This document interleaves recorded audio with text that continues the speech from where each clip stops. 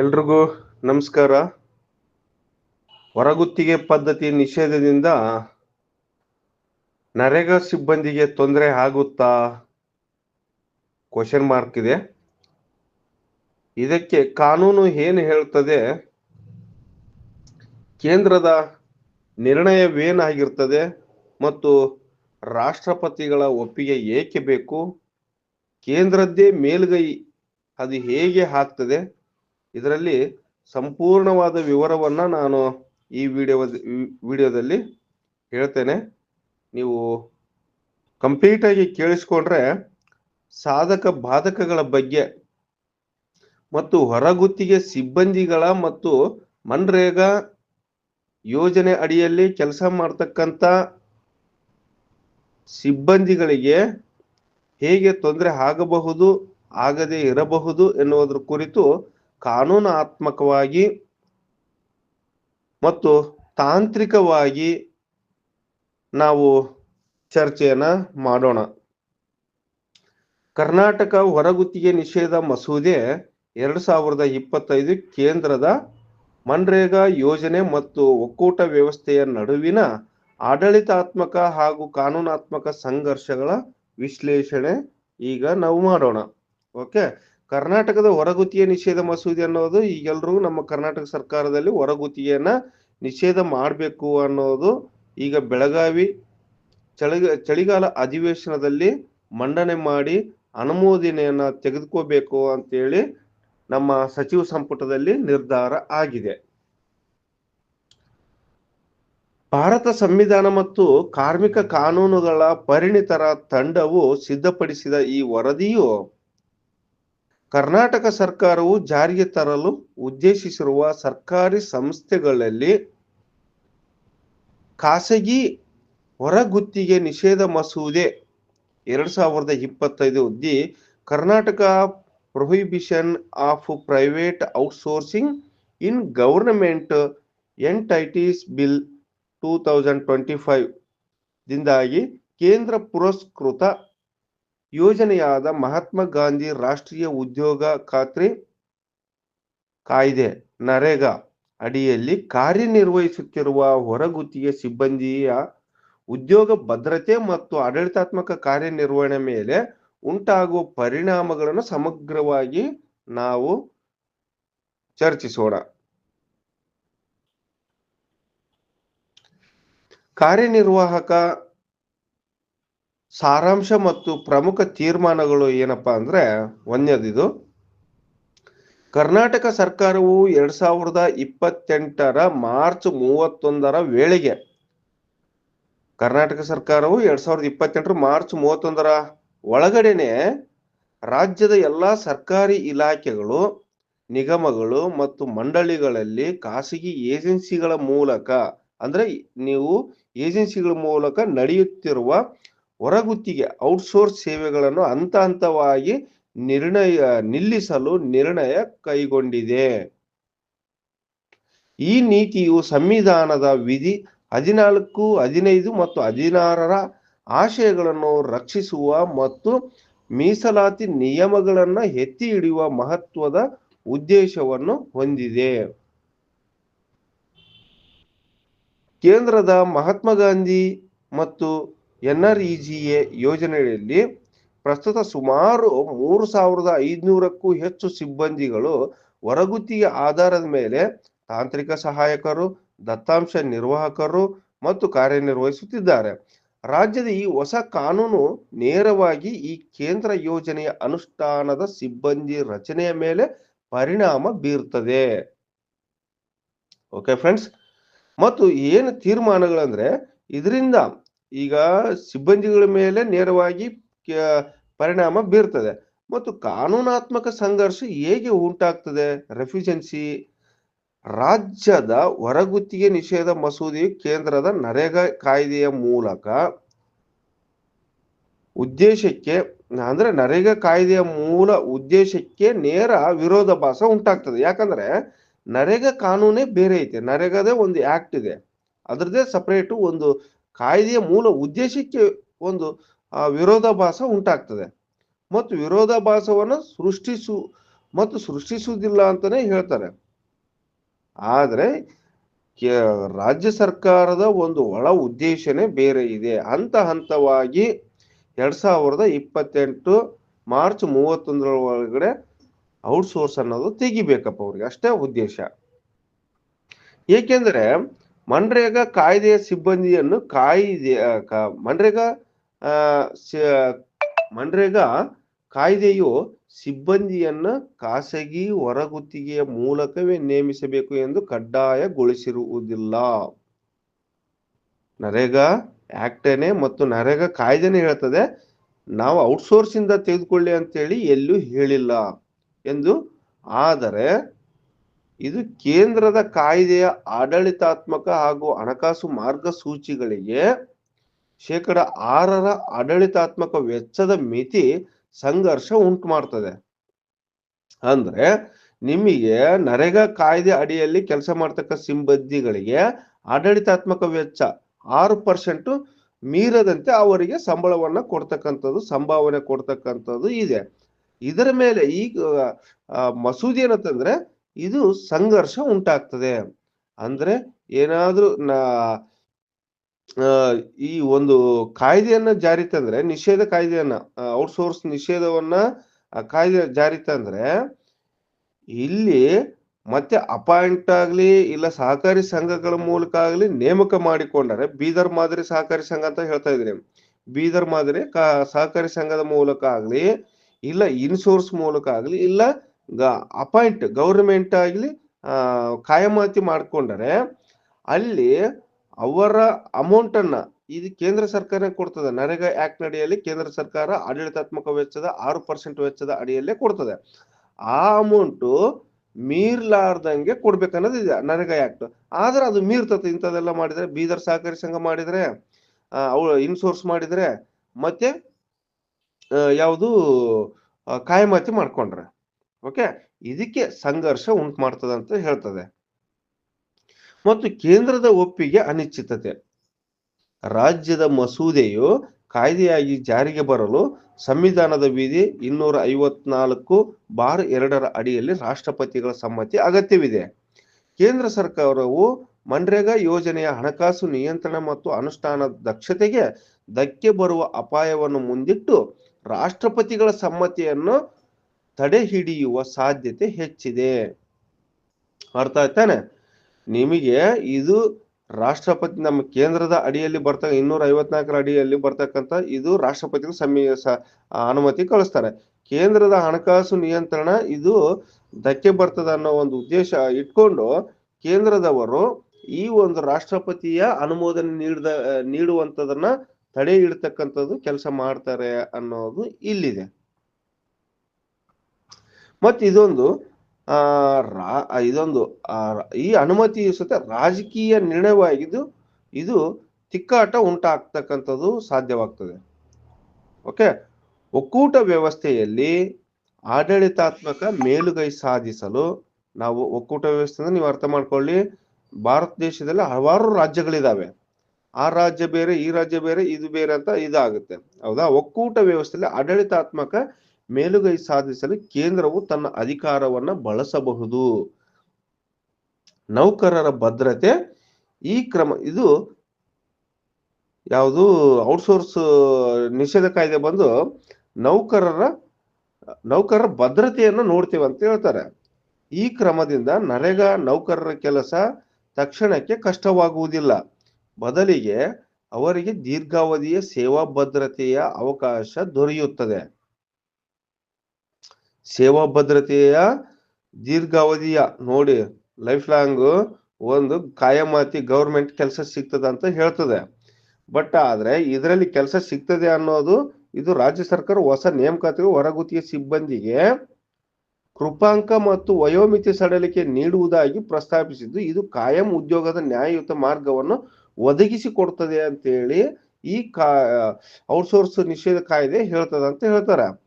ಅಂದ್ರೆ ಎಲ್ಲರಿಗೆ ಕೃಪಾಂಕ ಕೃಪಾಂಕ ಅಂದ್ರೆ ಗ್ರೇಸ್ ಮಾರ್ಕ್ಸ್ ಕೊಡ್ತಾರೆ. ಒಂದು 50% ಮಾರ್ಕ್ಸ್ ಎಲ್ಲರೂ ಜೊತೆಗೆ ಎಕ್ಸಾಮ್ ಬರೀಬೇಕು.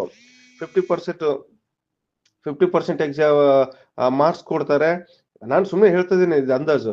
ಮತ್ತೆ ನಿಮಗೆ ವಯೋಮಿತಿ ಏಜ್ ಆದ್ರೆ ಏಜ್ನು ಸಡಲಿಕೆ ಮಾಡಿ ಕೊಡ್ತಾರೆ. ಎಲ್ಲ ಕಾಂಪಿಟೇಟಿವ್ ಪರ್ಸನ್ ಜೊತೆ ನೀವು ಎಕ್ಸಾಮ್ ಬರೆದು ಪಾಸ್ ಆಗ್ಬೇಕಂತ ಹೇಳ್ತದೆ. ಇಲ್ಲಿ ನಿಮ್ಗೆ ಗೌರ್ಮೆಂಟ್ ಕೆಲಸ ಸಿಕ್ಬಿಡುತ್ತಲ್ಲ ಅಂತ ಹೇಳ್ತಾರೆ. ಆದ್ರೆ ಗೌರ್ಮೆಂಟ್ ಕೆಲಸ ಅನ್ನೋದು ಎಲ್ಲರಿಗೂ ಸಿಗೋದಿಲ್ಲ. ಎಲ್ಲರೂ ಎಕ್ಸಾಮ್ ಬರೆದು ಪಾಸ್ ಆಗ್ತಾರಾ? ಎಲ್ಲರೂ ಅವ್ರು ನೋಡಿದ್ರೆ ಎಲ್ಲವುದು ಕೆಲಸ ಬಿಟ್ಟು ಊಟ ನೀರು ಬಿಟ್ಟು ರೂಮ್ ಮಾಡ್ಕೊಂಡು ಓದ್ಕೊಂಡು ಅವ್ರು ಕಾಂಪಿಟೇಟಿವ್ ಎಕ್ಸಾಮ್ ಅಂತಾನೆ ಪ್ರಿಪೇರ್ ಆಗ್ತಕ್ಕಂತ ಹುಡುಗರ ಜೊತೆ ಇವರು ಕಾಂಪಿಟೇಟಿವ್ ಮಾಡಿ ಎಕ್ಸಾಮ್ ಪಾಸ್ ಮಾಡ್ಕೊಳಕ್ ಸಾಧ್ಯ ಆಗುತ್ತಾ? ಸಾಧ್ಯ ಇಲ್ಲ. ಮತ್ತೆ ಎಲ್ಲರೂ ಅವರು ಸಬ್ಜೆಕ್ಟ್ ನಲ್ಲಿ ಗ್ರಿಪ್ ಇರ್ತಾರೆ, ಓದ್ತಕ್ಕಂಥ ಅದೇ ಕೆಲಸಕ್ಕೆ ಓದ್ತಕ್ಕಂಥ ಹುಡುಗರು. ಇವರು ಒಂದೇ ಒಂದು ಸಬ್ಜೆಕ್ಟ್ ನಲ್ಲಿ ಇವರು ಒಂದು ಪರಿಣಿತಿ ಏನು ಡಾಟಾ ಎಂಟ್ರಿ ಇಲ್ಲ, ಟೆಕ್ನಿಕಲ್ ಕೋಆರ್ಡಿನೇಟರ್ ಟೆಕ್ನಿಕಲ್ ಇಲ್ಲ, ಬೇರೆ ಬೇರೆ ಯಾವ IAC MIS ಬೇರೆ ಇಂಥವೆಲ್ಲ ಕೋಆರ್ಡಿನೇಟರ್ ಇವ್ರೇನು ಒಂದ್ ಸಬ್ಜೆಕ್ಟ್ ನಲ್ಲಿ ಗ್ರಿಪ್ ಇರ್ತಾರೆ, ಬೇರೆ ಸಬ್ಜೆಕ್ಟ್ ನಲ್ಲಿ ಗ್ರಿಪ್ ಇರ್ತಾರಾ? ಎಲ್ರೂ ಪಾಸ್ ಆಗ್ಲಿಕ್ಕೆ ಸಾಧ್ಯ ಇಲ್ಲ. ಎಲ್ರೂ ಎಕ್ಸಾಮ್ ಬರೆದು ಈ ಕೆಲಸವನ್ನು ಗಿಟ್ಟಿಸ್ಕೊಳ್ತಾರ ಸಾಧ್ಯ ಇಲ್ಲ. ಸುಮ್ಮನೆ ಇವ್ರು ಕಾಯಮಾತಿ ಉದ್ಯೋಗ ಕೊಡ್ಲಿಕ್ಕೆ ನಾವು ಪ್ಲಾನ್ ಮಾಡ್ತಿದ್ವಿ ಅಂತೇಳಿ ಕರ್ನಾಟಕ ಸರ್ಕಾರದ ಒಂದು ಉದ್ದೇಶ ಇದೆ ಹೇಳ್ತಾರೆ. ಇದು ಒಂದು ಉದ್ದೇಶ ನಾವು ತೆಗೆದುಕೊಂಡಿವಿ ಅಂತೇಳಿ. ಮತ್ತು ಪರಿವರ್ತನಾ ಮಾದರಿ ಏನಂದ್ರೆ ಏನ್ ಪರಿವರ್ತನೆ ಮಾಡ್ತದೆ ಅಂದ್ರೆ ರಾಜ್ಯವು ಬೀದರ್ ಮಾದರಿಯನ್ನ ತಾತ್ಕಾಲಿಕವಾಗಿ ಜಾರಿಗೊಳಿಸುವುದರಿಂದ ಖಾಸಗಿ ಏಜೆನ್ಸಿಗಳ ಶೋಷಣೆ ತಪ್ಪಬಹುದು. ಇದು ಕರೆಕ್ಟ್ ಇದೆ, ಹೌದಾ? ಬೀದರ್ ಮಾದರಿಯನ್ನ ಜಾರಿಗೆ ತಂದ್ರೆ ಅವ್ರೇನು ಸಹಕಾರಿ ಸಂಘ ಅಂತ ಕಾರ್ಮಿಕ ಸಹಕಾರಿ ಸಂಘ ಅಂತೇಳಿ ಇದೆಲ್ಲ ಮಾಡ್ಕೊಂಡು ತಿಂಗಳ ಕರೆಕ್ಟ್ ಆಗಿ ಸ್ಯಾಲ್ರಿ ಕೊಡ್ತಕ್ಕಂಥದ್ದು, ತಿಂಗಳ ನಮ್ಗೆ ಏನೇನು PF ಆಗಲಿ ESI ಕಟ್ ಆಗ್ತಕ್ಕ ಅದು ಏನೇನು ಆಗ್ಬೇಕು ಅದು ಕರೆಕ್ಟ್ ಆಗಿ ಕಟ್ ಆಗ್ತಕ್ಕಂಥದ್ದು. ಮತ್ತೆ ಏಜೆನ್ಸಿಗೆ ಯಾವುದೇ ರೂಪದಲ್ಲಿ ಕಮಿಷನ್ ರೂಪದಲ್ಲಿ ಹೋಗ್ತಕ್ಕಂಥದ್ದು ಇಲ್ಲ, ಏಜೆನ್ಸಿಗಳ ದಂಧೆ ಹಾವಳಿಯನ್ನ ತಪ್ಪಿಸ್ತಕ್ಕಂಥದ್ದು ಇದು ಒಂದು ಒಳ್ಳೆ ಮಾರ್ಗ ಅಂತಾನೆ ಹೇಳಬಹುದು. ಬೀದರ್ ಮಾದರಿ ಮಾತ್ರ ಇಡೀ ರಾಜ್ಯ ಅಲ್ಲ, ಇಡೀ ದೇಶಕ್ಕೆ ಒಂದು ಮಾದರಿ ಅಂತಾನೆ ಹೇಳಬಹುದು. ಇದು ಜಾರಿ ಬರಬೇಕು. ಅತಿ ಪ್ರಾಮುಖ್ಯವಾಗಿರ್ತಕ್ಕಂಥ ಕೆಲಸ ಮೊದಲು ಬೇಗ ಬರ್ಬೇಕಿದು. ಯಾಕಂತ ಹೇಳಿದ್ರೆ ಬೀದರ್ ಮಾದರಿ ಅಂತ ಹೇಳಿದ್ರೆ ಇದು ಒಂದೇ ಒಂದು ಕಾನ್ಸೆಪ್ಟ್ ಇಟ್ಕೊಂಡ್ರೆ ಸಾಕು. ಈ ನಮ್ಮ ಕಾರ್ಮಿಕರನ್ನ ನಮ್ಮ ಯಾವುದೇ A ಗ್ರೂಪ್ ಅಲ್ಲ, C ಗ್ರೂಪ್ ಆಗ್ಲಿ, B ಗ್ರೂಪ್ ಆಗ್ಲಿ, ನರೇಗಾ ಕಾರ್ಮಿಕರಾಗಲಿ, NRLM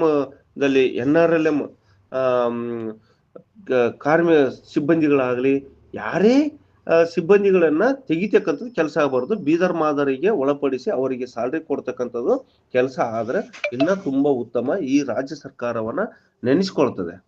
ಓಕೆ ಫ್ರೆಂಡ್ಸ್, ಮತ್ತೆ ಇದರಲ್ಲಿ ಖಾಸಗಿ ಏಜೆನ್ಸಿಗಳ ಶೋಷಣೆ ತಪ್ತದ ಅಂತ ಹೇಳಿದ್ವಿ. ಆದರೆ ಕೇಂದ್ರದ ಅನುಮತಿ ವಿಳಂಬವಾದರೆ ಇದಕ್ಕೆ ಕೇಂದ್ರದ ಅನುಮತಿ ವಿಳಂಬವಾದರೆ ಅಥವಾ ಸಿಬ್ಬಂದಿ ನೇಮಕಾತಿಯಲ್ಲಿ ಗೊಂದಲ ಉಂಟಾದರೆ ನರೇಗಾ ವೇತನದಲ್ಲಿ ವಿಳಂಬ ಮತ್ತು ಕಾರ್ಯನಿರ್ವಹಣೆ ಕುಸಿದಂತಹ ಪ್ರಾಯೋಗಿಕ ಸವಾಲುಗಳು ಎದುರಾಗಬಹುದು. ಈ ಒಂದು ಮಾದರಿಯನ್ನ ಬೀದರ್ ಮಾದರಿಯನ್ನ ನಾವು ಮಾಡ್ತೀವಂತೇಳಿ ಏನೋ ಮಾಡಕ್ ಹೋದ್ರೆ ಇದು ಕೇಂದ್ರದ ಅನುಮತಿ, ಕೇಂದ್ರದ ಪರ್ಮಿಷನ್ ಅವೆಲ್ಲ ತೆಗೆದುಕೋಬೇಕಾಗ್ತದೆ. ಇದನ್ನ ಮಾಡಕ್ ಹೋದ್ರೆ ಇಲ್ಲಿ ಸಂಬಳ ಸುತ್ತ ಲೇಟ್ ಆಗ್ಬಿಡುತ್ತೆ. ಅದ್ರ ಮಾದರಿ ಮಾಡ್ಕೊಳ್ಳೋ ತನಕ ಬಹಳ ಲೇಟ್ ಆಗುತ್ತೆ. ಸ್ಯಾಲ್ರಿ ಲೇಟ್ ಆಗ್ತದೆ. ಸ್ಯಾಲ್ರಿ ಲೇಟ್ ಆದಂತೆಲ್ಲ ಮತ್ತು ಅಲ್ಲಿ ಕೆಲಸ ಸಹಿತ ಕುಂಠಿತ ಉಂಟಾಗ್ತದೆ ಮತ್ತು ಕಾರ್ಯನಿರ್ವಹಣೆ, ಸಿಬ್ಬಂದಿಗಳ ಕಾರ್ಯನಿರ್ವಹಣೆ ಒಂದು ಕುಸಿತ ಉಂಟಾಗ್ತದೆ. ಇದು ಪ್ರಾಯೋಗಿಕ ಸವಾಲುಗಳನ್ನ ಎದುರಿಸಬಹುದು ಅಂತೇಳಿ ಇದೊಂದು ಪಾಯಿಂಟ್ಸ್ ಇದೆ.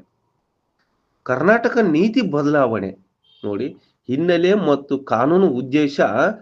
ಈ ಒಂದು ಉದ್ದೇಶ ಏನಪ್ಪ ಈ ಔಟ್ಸೋರ್ಸ್ ನಿಷೇಧ ಅಂದ್ರೆ, ಕರ್ನಾಟಕ ಸರ್ಕಾರವು ಹೊರಗುತ್ತಿಗೆ ನೇಮಕಾತಿಯನ್ನು ರದ್ದುಗೊಳಿಸಲು ಮಹತ್ವದ ಮಸೂದೆಯನ್ನು ಮಂಡಿಸಲು ಸಿದ್ಧತೆ ನಡೆಸಿದೆ. ಇದು ಸುಮಾರು 3 ಲಕ್ಷಕ್ಕೂ ಹೆಚ್ಚು ಹೊರಗುತ್ತಿಗೆ ನೌಕರರ ಭವಿಷ್ಯದ ಮೇಲೆ ನೇರ ಪರಿಣಾಮ ಬೀರುವ ನಿರ್ಣಯವಾಗಿದೆ. ಸುಮಾರು 3 ಲಕ್ಷಕ್ಕೂ ಹೆಚ್ಚು ಹೊರಗುತ್ತಿಗೆ ನೌಕರರ ಭವಿಷ್ಯದ ಮೇಲೆ ಪರಿಣಾಮ ಬೀರ್ತಕ್ಕಂಥ ಚಾನ್ಸಸ್ ಇದೆ.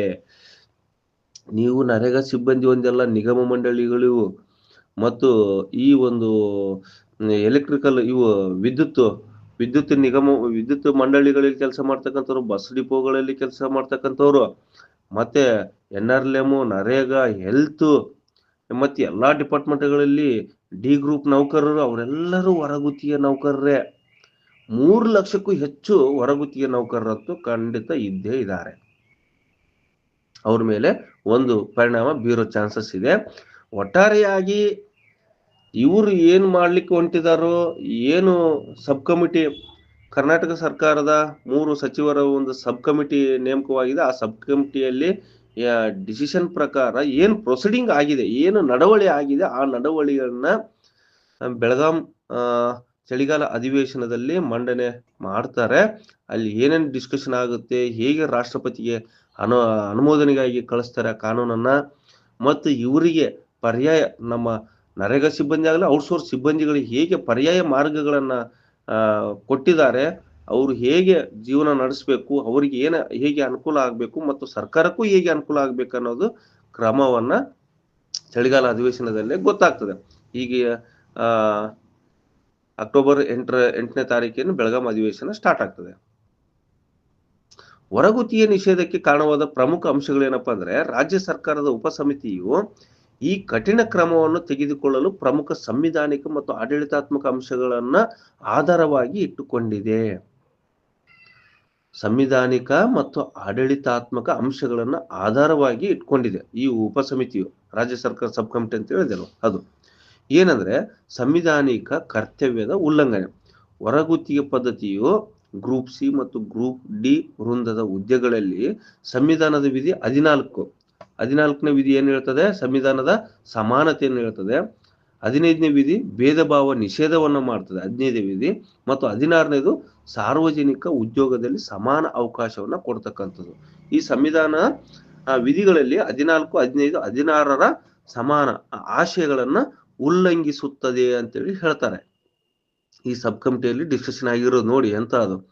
ಸಮಾನತೆ, ಭೇದ ಭಾವ ನಿಷೇಧ ಮತ್ತು ಸಾರ್ವಜನಿಕ ಉದ್ಯೋಗದಲ್ಲಿ ಸಮಾನ ಅವಕಾಶ ಇದು ದೊರೀತಾ ಇಲ್ಲ. ಅದಕ್ಕಾಗಿನೇ ಇದನ್ನ ನಾವು ಬೀದರ್ ಮಾದರಿ ಆಗಲಿ ಔಟ್ಸೋರ್ಸ್ ಏಜೆನ್ಸಿಗಳನ್ನ ನಾವು ನಿಷೇಧ ಮಾಡ್ತೀವಿ ಅಂತೇಳಿ ಹೇಳ್ತಿದ್ದಾರೆ. ಒಳ್ಳೇದು, ಇದು ಕಾನೂನಾತ್ಮಕ ಸಂವಿಧಾನಾತ್ಮಕವಾಗಿ ಇದು ಕರೆಕ್ಟೇ.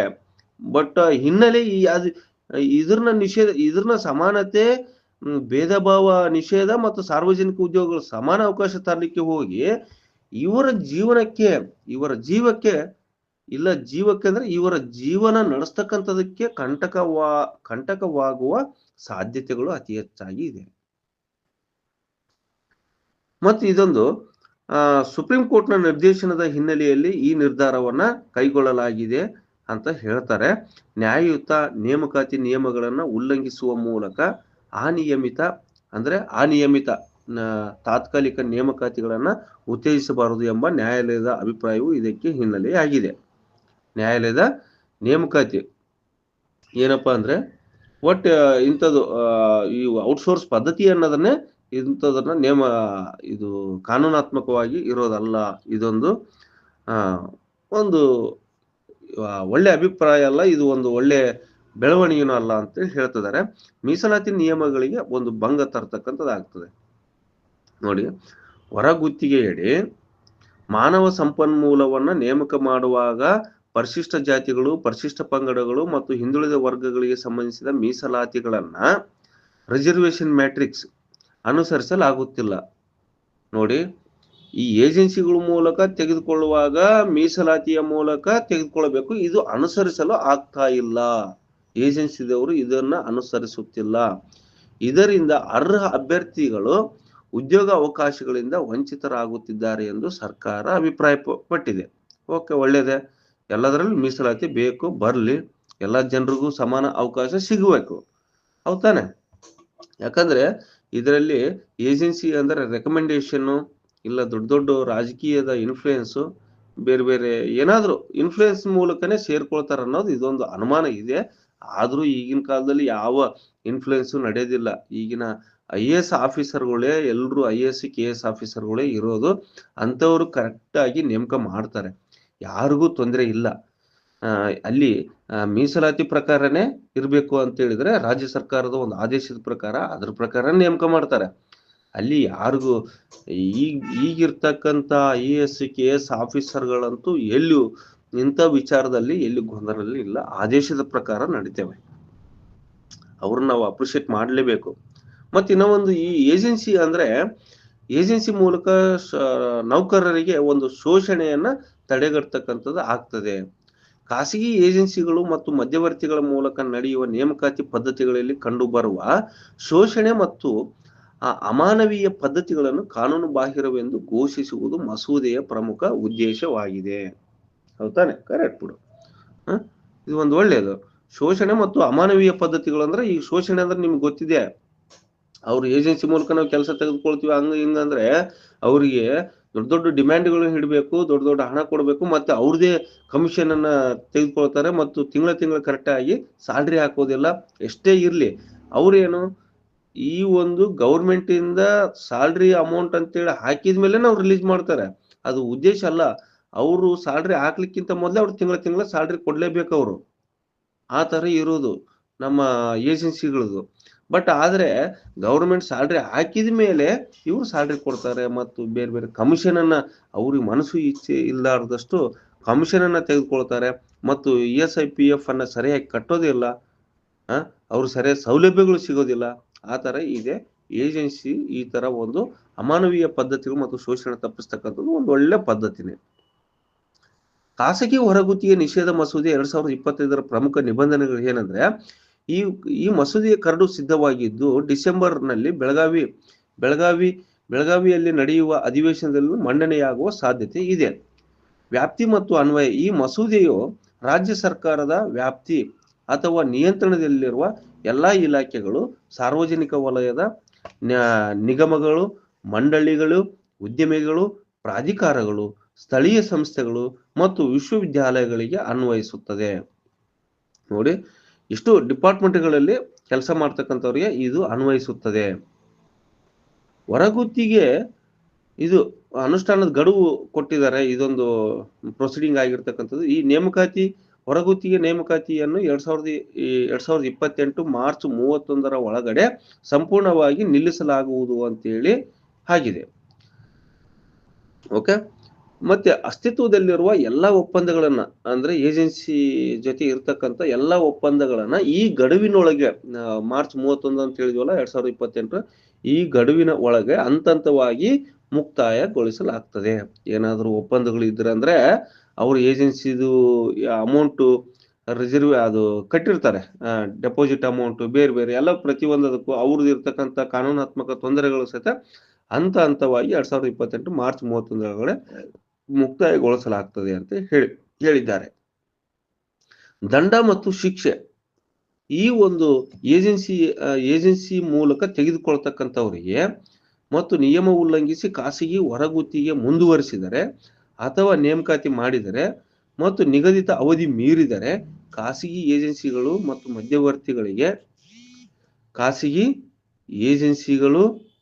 ಮತ್ತು ಮಧ್ಯವರ್ತಿಗಳಿಗೆ 3 ವರ್ಷಗಳವರೆಗೆ ಜೈಲು ಶಿಕ್ಷೆ ಮತ್ತು 5 ಲಕ್ಷದವರೆಗೆ ದಂಡ ವಿಧಿಸಲಾಗುತ್ತದೆ. ಈ ನಿಯಮ ಉಲ್ಲಂಘಿಸುವ ಸರ್ಕಾರಿ ಸಂಸ್ಥೆಗಳ ಅಧಿಕಾರಿಗಳ ಮೇಲೆ, ಮತ್ತು ಅಧಿಕಾರಿಗಳ ಮೇಲೆ ಪ್ರಮುಖ ದಂಡ, ಮೇಜರ್ ಪೆನಾಲ್ಟಿ ವಿಧಿಸಲು ಮಸೂದೆ ಅವಕಾಶ ಕಲ್ಪಿಸುತ್ತದೆ.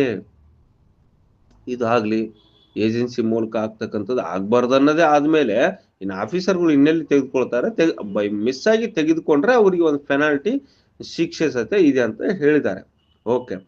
ಇನ್ನ ಒಂದು ಪರ್ಯಾಯ ನೇಮಕಾತಿಗಳ ಮಾದರಿಗಳ ವಿಶ್ಲೇಷಣೆ ಏನಪ್ಪಾ ಅಂದ್ರೆ, ನಿಷೇಧದ ನಂತರ, ಈ ಔಟ್ಸೋರ್ಸ್ ಸಿಬ್ಬಂದಿಗಳ ನಿಷೇಧದ ನಂತರ ಉದ್ಯೋಗ ನಷ್ಟವಾಗ್ತದೆ. ಹೌದಾನೆ?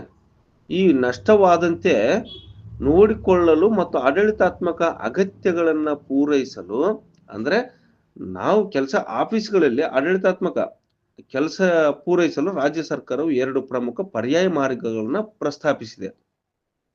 ಇಂಥದನ್ನ ನಿಷೇಧ ಮಾಡಿದ ತಕ್ಷಣ ಆಡಳಿತಾತ್ಮಕ ನಾವು ಕೆಲಸ ಮಾಡತಕ್ಕಂಥ ಆಫೀಸ್ನಲ್ಲಿ ಸಿಬ್ಬಂದಿಗಳಿಗೆ ಕೆಲವೊಂದು ತೊಂದರೆಗಳು ಆಗ್ಬೋದು. ಅದಕ್ಕೆ ಪರ್ಯಾಯ ಮಾರ್ಗಗಳನ್ನ ಪ್ರಸ್ತಾಪ ಮಾಡಿದೆ. ಪರ್ಯಾಯ ಮಾರ್ಗ ಅಂದ್ರೆ ಬೇಗ ಅವ್ರನ್ನ ನಾವೇನು ತೊಂದರೆ ಆಗ್ಬಾರ್ದು, ಸಿಬ್ಬಂದಿಗೂ ತೊಂದರೆ ಆಗ್ಬಾರ್ದು, ಸರ್ಕಾರಕ್ಕೂ ತೊಂದರೆ ಆಗ್ಬಾರ್ದು, ಮತ್ತೆ ಬೇರೆ ಎಲ್ರಿಗೂ ತೊಂದರೆ ಆಗ್ಬಾರ್ದು ಅಂದ್ರೆ ಬೀದರ್ ಮಾದರಿಯ ತಾತ್ಕಾಲಿಕ ಅಳವಡಿಕೆಯನ್ನ ಮಾಡ್ಕೊಂಡಿದ್ದಾರೆ. ಈ ನಿಷೇಧ ಪೂರ್ಣವಾಗಿ ಜಾರಿಗೆ ಬರುವವರಿಗೆ, ಯಾವುದು 2028 ಮಾರ್ಚ್ 31 ಒಳಗಡೆ ಈ ನಿಷೇಧ ಪೂರ್ಣವಾಗಿ ಜಾರಿಗೆ ಬರುವವರಿಗೆ ನೌಕರರನ್ನ ನೇಮಕ ಮಾಡಲು ಖಾಸಗಿ ಏಜೆನ್ಸಿಗಳ ಬದಲಿಗೆ, ನೋಡಿ ಇಲ್ಲಿ ಒಂದು ಇಟ್ಟಿದ್ದಾರೆ, ಮಾರ್ಚ್ 31 ಒಳಗಡೆ ನಾವು ಖಾಸಗಿ ಏಜೆನ್ಸಿಗಳು ಈಗ ನಿಷೇಧ ಮಾಡಿಬಿಟ್ಟಿವಿ ಅಂತ ಹೇಳ್ತಾರೆ. ಈ ಒಂದೊಂದೊಂದೊಂದೊಂದೊಂದು ಹೋಗ್ತಾ ಇರ್ತಾವ ಮಧ್ಯದಲ್ಲಿ. ಅವು ಹೋದಂತೆಲ್ಲ ಆ ನೌಕರರ ಸಿಬ್ಬಂದಿಗಳನ್ನ ಆ ಬೀದರ್ ಮಾದರಿಯ ತಾತ್ಕಾಲಿಕ ಅಳವಡಿಕೆಯನ್ನ ಮಾಡ್ತಾರೆ. ತಾತ್ಕಾಲಿಕವಾಗಿ ಬೀದರ್ ಮಾದರಿಯನ್ನ ಅಳವಡಿಸಿಕೊಳ್ತಾರೆ ಅಂತೇಳಿ ಹೇಳ್ತಾ ಇದ್ದಾರೆ. ಸಂಪೂರ್ಣವಾಗಿ ಜಾರಿಗೆ ಬರುವ ನೌಕರರನ್ನ ನೇಮಕ ಮಾಡಲು ಖಾಸಗಿ ಏಜೆನ್ಸಿಗಳ ಬದಲಿಗೆ ಜಿಲ್ಲಾ ಮಟ್ಟದ ಕಾರ್ಮಿಕ ಸೇವೆಗಳ ಬಹು ಉದ್ದೇಶ ಸಹಕಾರಿ ಸಂಘಗಳ ಮೂಲಕ ಗುತ್ತಿಗೆ ಆಧಾರಿತ ನೇಮಕಾತಿಯನ್ನ ಅಳವಡಿಸಿಕೊಳ್ಳಲು ಪ್ರಸ್ತಾಪಿಸಲಾಗಿದೆ. ಅದರ ಮೂಲಕನೇ ತೆಗೆದುಕೋಬೇಕು ಮತ್ತು ಅದಕ್ಕೇನೆ ಸಿಬ್ಬಂದಿಗಳನ್ನ ಅಟ್ಯಾಚ್ ಮಾಡ್ತೀವಿ ಅಂತ ಹೇಳ್ತಿದ್ದಾರೆ. ಈ ಸಹಕಾರಿ ಸಂಸ್ಥೆಗಳಿಗೆ ಜಿಲ್ಲಾಧಿಕಾರಿಗಳು ಮುಖ್ಯಸ್ಥರಾಗಿರುತ್ತಾರೆ ಮತ್ತು ಈ ಮಾದರಿಯು ಈ ಏನೈತಲ್ಲ ಬೀದರ್ ಮಾದರಿಯು ಖಾಸಗಿ ಶೋಷಣೆಯನ್ನ ತೆಗೆದುಹಾಕಿ ನೇರ ಪಾವತಿ ವ್ಯವಸ್ಥೆಯ ಭಾಗವಾಗಿ ತಾತ್ಕಾಲಿಕ ಪರಿಹಾರ ಒದಗಿಸುತ್ತದೆ. ಇದು ನಮ್ಮ ಸಿಬ್ಬಂದಿಗಳಿಗೆ ಖಾಸಗಿ ಶೋಷಣೆಯನ್ನ ತಪ್ಪಿಸ್ತದೆ. ಅಂದ್ರೆ ಈ ಏಜೆನ್ಸಿ ಶೋಷಣೆಯನ್ನು ತಪ್ಪಿಸ್ತಾರೆ ಮತ್ತು ಸಂಬಳ ನೇರವಾಗಿ ನಿಮ್ಮ ಅಕೌಂಟ್ಗೆ ಬರೋ ತರ ಮಾಡ್ತಾರೆ ಮತ್ತು ತಾತ್ಕಾಲಿಕವಾಗಿ ಪರಿಹಾರ ಒದಗಿಸಿಕೊಡೋ ತರ ಮಾಡ್ತಾರೆ. ಆದಾಗ್ಯೂ ಕಾರ್ಮಿಕ ಸಂಘಗಳು ಈ ಮಾದರಿಯು ಕೇವಲ ಒಬ್ಬ ಗುತ್ತಿಗೆದಾರನ ಬದಲಿಗೆ ಮತ್ತೊಬ್ಬ ಗುತ್ತಿಗೆದಾರನನ್ನು ತರುತ್ತದೆ ಎಂದು ಟೀಕಿಸಬಹುದು. ಏಕೆಂದರೆ ಅವರು ಏಜೆನ್ಸಿದವ್ರು ಹೇಳ್ತಾರೆ ಒಬ್ಬ ಏಜೆನ್ಸಿಯನ್ನ ತೆಗೆದು ಇನ್ನೊಂದು ಏಜೆನ್ಸಿಯನ್ನ ಮಾಡಿದಂಗೆ ಅಷ್ಟೇ ಅಲ್ಲ, ಬೇರೆ ಏನೈತೆ. ಅದು ಕಾರ್ಮಿಕ ಸಹಕಾರಿ ಸಂಘ ಅಂದ್ರು ಅದನ್ನು ಏಜೆನ್ಸಿ ಇದ್ದಂಗೆ. ಅದು ಏನಂದ್ರೆ ಸರ್ಕಾರ ಅಂಡರ್ ನಲ್ಲಿ ಬರುತ್ತೆ, ಅವ್ರು DC ಅಂಡರ್ ನಲ್ಲಿ ಇರ್ತಾರೆ. ಈ ಏಜೆನ್ಸಿ ಅಂದ್ರೆ ನಾವು ಔಟ್ಸೋರ್ ಅವರು ಹೊರಗಿನವರ ವ್ಯಕ್ತಿಗಳೇ ಇರ್ತಾರೆ, ಅಷ್ಟೇ ವ್ಯತ್ಯಾಸ ಅಂತೇಳಿ ಕಾರ್ಮಿಕ ಸಂಘದವರಾಗ್ಲಿ ಕಾರ್ಮಿಕ ಸಂಘಗಳು ಈ ತರ ವಾದ ಮಾಡಬಹುದು ಅಂತೇಳಿ ಹೇಳ್ತಾರೆ. ಇದು ಒಂದು ತಂದಿದ್ದಾರೆ ಅಂತೇಳಿ ವಾದ ಅವ್ರದ್ದೊಂದು. ಹೌದಾನೆ, ಒಬ್ಬ ಗುತ್ತಿಗೆದಾರನ ಬದಲಿಗೆ ಮತ್ತೊಬ್ಬ ಗುತ್ತಿಗೆದಾರನ ತಂದು ಇಡ್ತಿದ್ದಾರೆ. ಏಕೆಂದರೆ ಇದು ಸೇವಾ ಭದ್ರತೆಯನ್ನು ತಕ್ಷಣವೇ ನೀಡುವುದಿಲ್ಲ. ಈ ಕಾನೂನು ಸೇವಾ ಭದ್ರತೆಯನ್ನ ತಕ್ಷಣಕ್ಕೆ ಕೊಡೋದಿಲ್ಲ. ಇದು ತೆಗೆದ ಮೇಲೆ ಇವ್ರು ಗೌರ್ಮೆಂಟ್ ಕೆಲಸ ಅನ್ನೋ ತರ ಹೇಳೋದಿಲ್ಲ. ಈ ಮಾದರಿಯು ಹೊರಗುತ್ತಿಗೆ ನಿಷೇಧದ ತಾಂತ್ರಿಕ ಶೂನ್ಯತೆಯನ್ನು ತುಂಬಲು ಮಾಡಿದ ಪ್ರಯತ್ನವಾಗಿದೆ. ಈ ಬೀದರ್ ಮಾದರಿ ಏನಪ್ಪಾ ಅಂತ ಹೇಳಿದ್ರೆ ಎಲ್ಲವೂ ನಿಂತು ಹೋಗ್ಬಾರ್ದು, ಶೂನ್ಯ ಆಗ್ಬಾರ್ದು, ಕೆಲಸನೇ ನಿಂತೋಗಿರ್ಬಾರ್ದು, ಮತ್ತೆ ಅವ್ರು ಸಂಬಳನೇ ಕೊಟ್ಟಿಲ್ಲ ಅಂತ ಅನ್ಬಾರ್ದು, ಮತ್ತೆ ಅವ್ರಿಗೆ ಸಮಸ್ಯೆನೇ ಉಂಟಾಗಿದೆ ಅಂತ ಅನ್ಬಾರ್ದು. ಆ ಬೀದರ್ ಮಾದರಿಯನ್ನ ಸದ್ಯಕ್ಕ ಇಟ್ಕೊಂಡಿದ್ದಾರೆ, ಬೀದರ್ ಮಾದರಿ. ಓಕೆ, ನೋಡಿ ಎಂತಂದ್ರೆ ಡಿಸ್ಕಷನ್. ಅದಕ್ಕೆ ಇಂಥವೆಲ್ಲ ನೀವು ಚೆನ್ನಾಗಿ ಈ ವಿಡಿಯೋವನ್ನ ಕೇಳಿಸ್ಕೊಳ್ಳಿ, ಎಲ್ಲವುದು ನಿಮ್ಗೆ ಅರ್ಥ ಆಗ್ತದೆ. ತಾಂತ್ರಿಕ ಶೂನ್ಯತೆಯನ್ನು ತುಂಬಲು ಮಾಡಿದ ಪ್ರಯತ್ನ, ಆದರೆ ಇದು ಇನ್ನು ಕಾಯಂ ಉದ್ಯೋಗದ ಅಂತಿಮ ಗುರಿಯನ್ನು ತಲುಪಿಲ್ಲ. ಇದನ್ನ ಕಾಯಂ ಉದ್ಯೋಗದ ಗುರಿನೇ ಇನ್ನ ತಲುಪಿಲ್ಲ. ಅದಕ್ಕಿಂತ ಮೊದಲೇ ನಮ್ಮನ್ನು ಗೊಂದಲ ಸೃಷ್ಟಿ ಮಾಡ್ತಿದ್ದಾರೆ. ಗೊಂದಲ ಎಲ್ಲಿ ಇಡ್ತಿದಾರ ಗೊತ್ತಿಲ್ಲ, ಯಾವ ತರ ಸ್ಯಾಲ್ರಿ ಕೊಡ್ತಿದಾರ ಗೊತ್ತಿಲ್ಲ. ನೋಡಿ, ಗುರಿ ತಲುಪಿಲ್ಲ. ಇನ್ನ ಕೆಲಸ ಕೊಡ್ತಕ್ಕಂಥ ಗೌರ್ಮೆಂಟ್ ಕೆಲಸ ಕೊಡ್ತಕ್ಕ ಏಜೆನ್ಸಿ ಗೌರ್ಮೆಂಟ್ ಕೆಲಸ ಕೊಡ್ತದ ಆಗಿಲ್ಲ, ಇನ್ನ ಸ್ಟಾರ್ಟೇ ಆಗಿಲ್ಲ. ಮತ್ತಿನ್ನೊಂದು, ಕಾಯಂ ನೇಮಕಾತಿಗಳಲ್ಲಿ ಗೌರ್ಮೆಂಟ್ ಕೆಲಸ ಕೊಡೋ ಸಮಯದಲ್ಲಿ ಕೃಪಾಂಕ ಮತ್ತು ವಯೋಮಿತಿ ಸಡಲಿಕೆ ಅಂತ ಹೇಳಿದ್ದಾರೆ. ಗ್ರೇಸ್ ಮಾರ್ಕ್ಸ್ ಕೊಡ್ತಾರೆ. ಕೃಪಾಂಕ ಅಂದ್ರೆ ಗ್ರೇಸ್ ಮಾರ್ಕ್ಸ್ ಕೊಟ್ಟು, ಮತ್ತು ವಯಸ್ಸು ಜಾಸ್ತಿ ಆಗಿದಪ್ಪ ನಮ್ಗೆ ಏನು ಈ ಮೂಮೆಂಟ್ ನಲ್ಲಿ ಎಕ್ಸಾಮ್ ಬರ್ಲಿಕ್ಕೆ ನಮ್ಗೆ ವಯಸ್ಸಿಲ್ಲ ಅಂತ ಅಂಬೋರ್ಗೆ ನಿಮಗೆ ವಯಸ್ಸಿನಲ್ಲಿ ಸಹಿತ ಸಡಲಿಕೆ ಮಾಡಿ ಕೊಡ್ತಾರೆ. ಈ ಮಸೂದೆ ಅನುಷ್ಠಾನಕ್ಕೆ ಬಂದ ನಂತರ ನಡೆಯುವ ಗ್ರೂಪ್ ಸಿ ಮತ್ತು ಗ್ರೂಪ್ ಡಿ ಹುದ್ದೆಗಳ ನೇರ ನೇಮಕಾತಿಗಳಲ್ಲಿ ಹೊರಗುತ್ತಿಗೆ ವ್ಯವಸ್ಥೆಯಡಿ ಕೆಲಸ ಮಾಡಿದವರಿಗೆ, ಗ್ರೂಪ್ ಸಿ ಮತ್ತು ಗ್ರೂಪ್ ಡಿ ಹುದ್ದೆಗಳ ಕೆಲಸ ಮಾಡಿದವರಿಗೆ ಕೃಪಾಂಕ ಗ್ರೇಸ್ ಮಾರ್ಕ್ಸ್ ನೀಡಿ ಮತ್ತು ವಯೋಮಿತಿ ಸಡಿಲಿಸಿ ಅನುಕೂಲ ಮಾಡಿಕೊಡಲು ಪ್ರಸ್ತಾವನೆ ಸಲ್ಲಿಸಲಾಗಿದೆ. ನೋಡೋಣ ಇವ್ರು ಯಾವ ತರ ಆಗುತ್ತೆ, ಇದು ಯಾವ ತರ ಪರಿಣಾಮ ಬೀರುತ್ತೆ ಅಂತೇಳಿ ಮುಂದೆ ನೋಡೋಣ. ಇವರೆಲ್ಲ ಕಾನೂನನ್ನು ಜಾರಿ ತರಲಿ. ಈ ಕ್ರಮವು ಹಿಂದಿನ ಸೇವೆಗಳನ್ನು ಗುರುತಿಸಿ ವಿವಾದಾತ್ಮಕ ನೇಮಕಾತಿ ನಿಯಮಗಳನ್ನು ಆರ್ಟಿಕಲ್ 16 ಉಲ್ಲಂಘಿಸದೆಯೇ, ಆರ್ಟಿಕಲ್ 16 ಐತಲ್ಲ, ಸಾರ್ವಜನಿಕ ಉದ್ಯೋಗಗಳಲ್ಲಿ ಸಮಾನ, ಆ ಒಂದು ಆರ್ಟಿಕಲ್ ಅನ್ನ ಉಲ್ಲಂಘಿಸದೆಯೇ ದೀರ್ಘಕಾಲ ಅಂದ್ರೆ ಕಂಟಿನ್ಯೂ ಕೆಲಸ ಮಾಡಿದ ಸಿಬ್ಬಂದಿಗಳಿಗೆ ನ್ಯಾಯಯುತವಾಗಿ ಕಾಯಂ ಉದ್ಯೋಗಗಳನ್ನ ಪ್ರವೇಶಿಸಲು ಅವಕಾಶ ಕಲ್ಪಿಸುತ್ತದೆ ಅಂತೇಳಿ ಹೇಳ್ತಾರೆ. ಅದು ನೋಡೋಣ ಅದು ಹೆಂಗ ಪ್ರವೇಶ ಮಾಡ್ತಾರೆ, ಹೆಂಗ ಪ್ರವೇಶಿಸ್ತಾರೆ, ಪ್ರವೇಶ ಮಾಡಿಕೊಡುತ್ತಾರೆ ಅಂತ ನೋಡೋಣ. ಅದೆಲ್ಲ ನೀವು ಹೇಳ್ತೀರಾ ಈ ಕಾನೂನಲ್ಲಿ.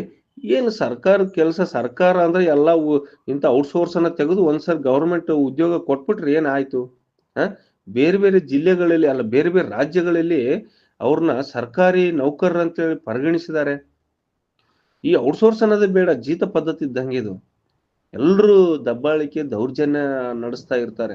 ಮೇಲಧಿಕಾರಿಗಳು ಅಂತ ಅವ್ರ ಮೇಲೆ ಎಂತೆಂತ ಪರಿಣಾಮ ಬೀರ್ತಾರೆ. ಇಂಡಿವಿಜುವಲ್ ಟಾರ್ಗೆಟ್ ಮಾಡಿ ಕೆಲಸ ಮಾಡಿಸ್ತಾರೆ. ಮತ್ತೆ ತಿಂಗಳ ಸಂಬಳ ಮಾಡಿಸೋದಿಲ್ಲ. ಏಜೆನ್ಸಿದವರು ಇನ್ನ ದೊಡ್ಡ ಕತೆ ಅವ್ರದ್ದು. ಅಲ್ಲಿ ಕಮಿಷನ್ ದಂಧೆಗಳು ನಡೆದು ಅವರು ಅಲ್ಲಿ ಜಾಸ್ತಿ ಅಮೌಂಟ್ ಅನ್ನು ಇಟ್ಕೊಂಡು ಕೊಡ್ತಾರೆ. ಸರಿಯಾದ ಸಮಯಕ್ಕೆ PF ESI ಕಟ್ಟೋದಿಲ್ಲ. ಇಂಥವೆಲ್ಲ ಸಿಬ್ಬಂದಿಗಳ ಮೇಲೆ ದೌರ್ಜನ್ಯಗಳು ಆಗ್ತದವೆ. ಇದನ್ನು ತಡೆಗಟ್ಟಬೇಕಂತೇಳಿ ಎಲ್ಲರೂ ಕಾಯಮಾತಿ ಮಾಡಿಬಿಟ್ರೆ ಆಯ್ತಲ್ವ? ಒಂದು ಸರಿ ಕಾಯಮಾತಿ ಮಾಡಿಬಿಡಿ. ಸರ್ಕಾರ ನಿಮ್ಮನ್ನ ಫೋಟೋ ಇಟ್ಟು ಪೂಜೆ ಮಾಡ್ತದೆ.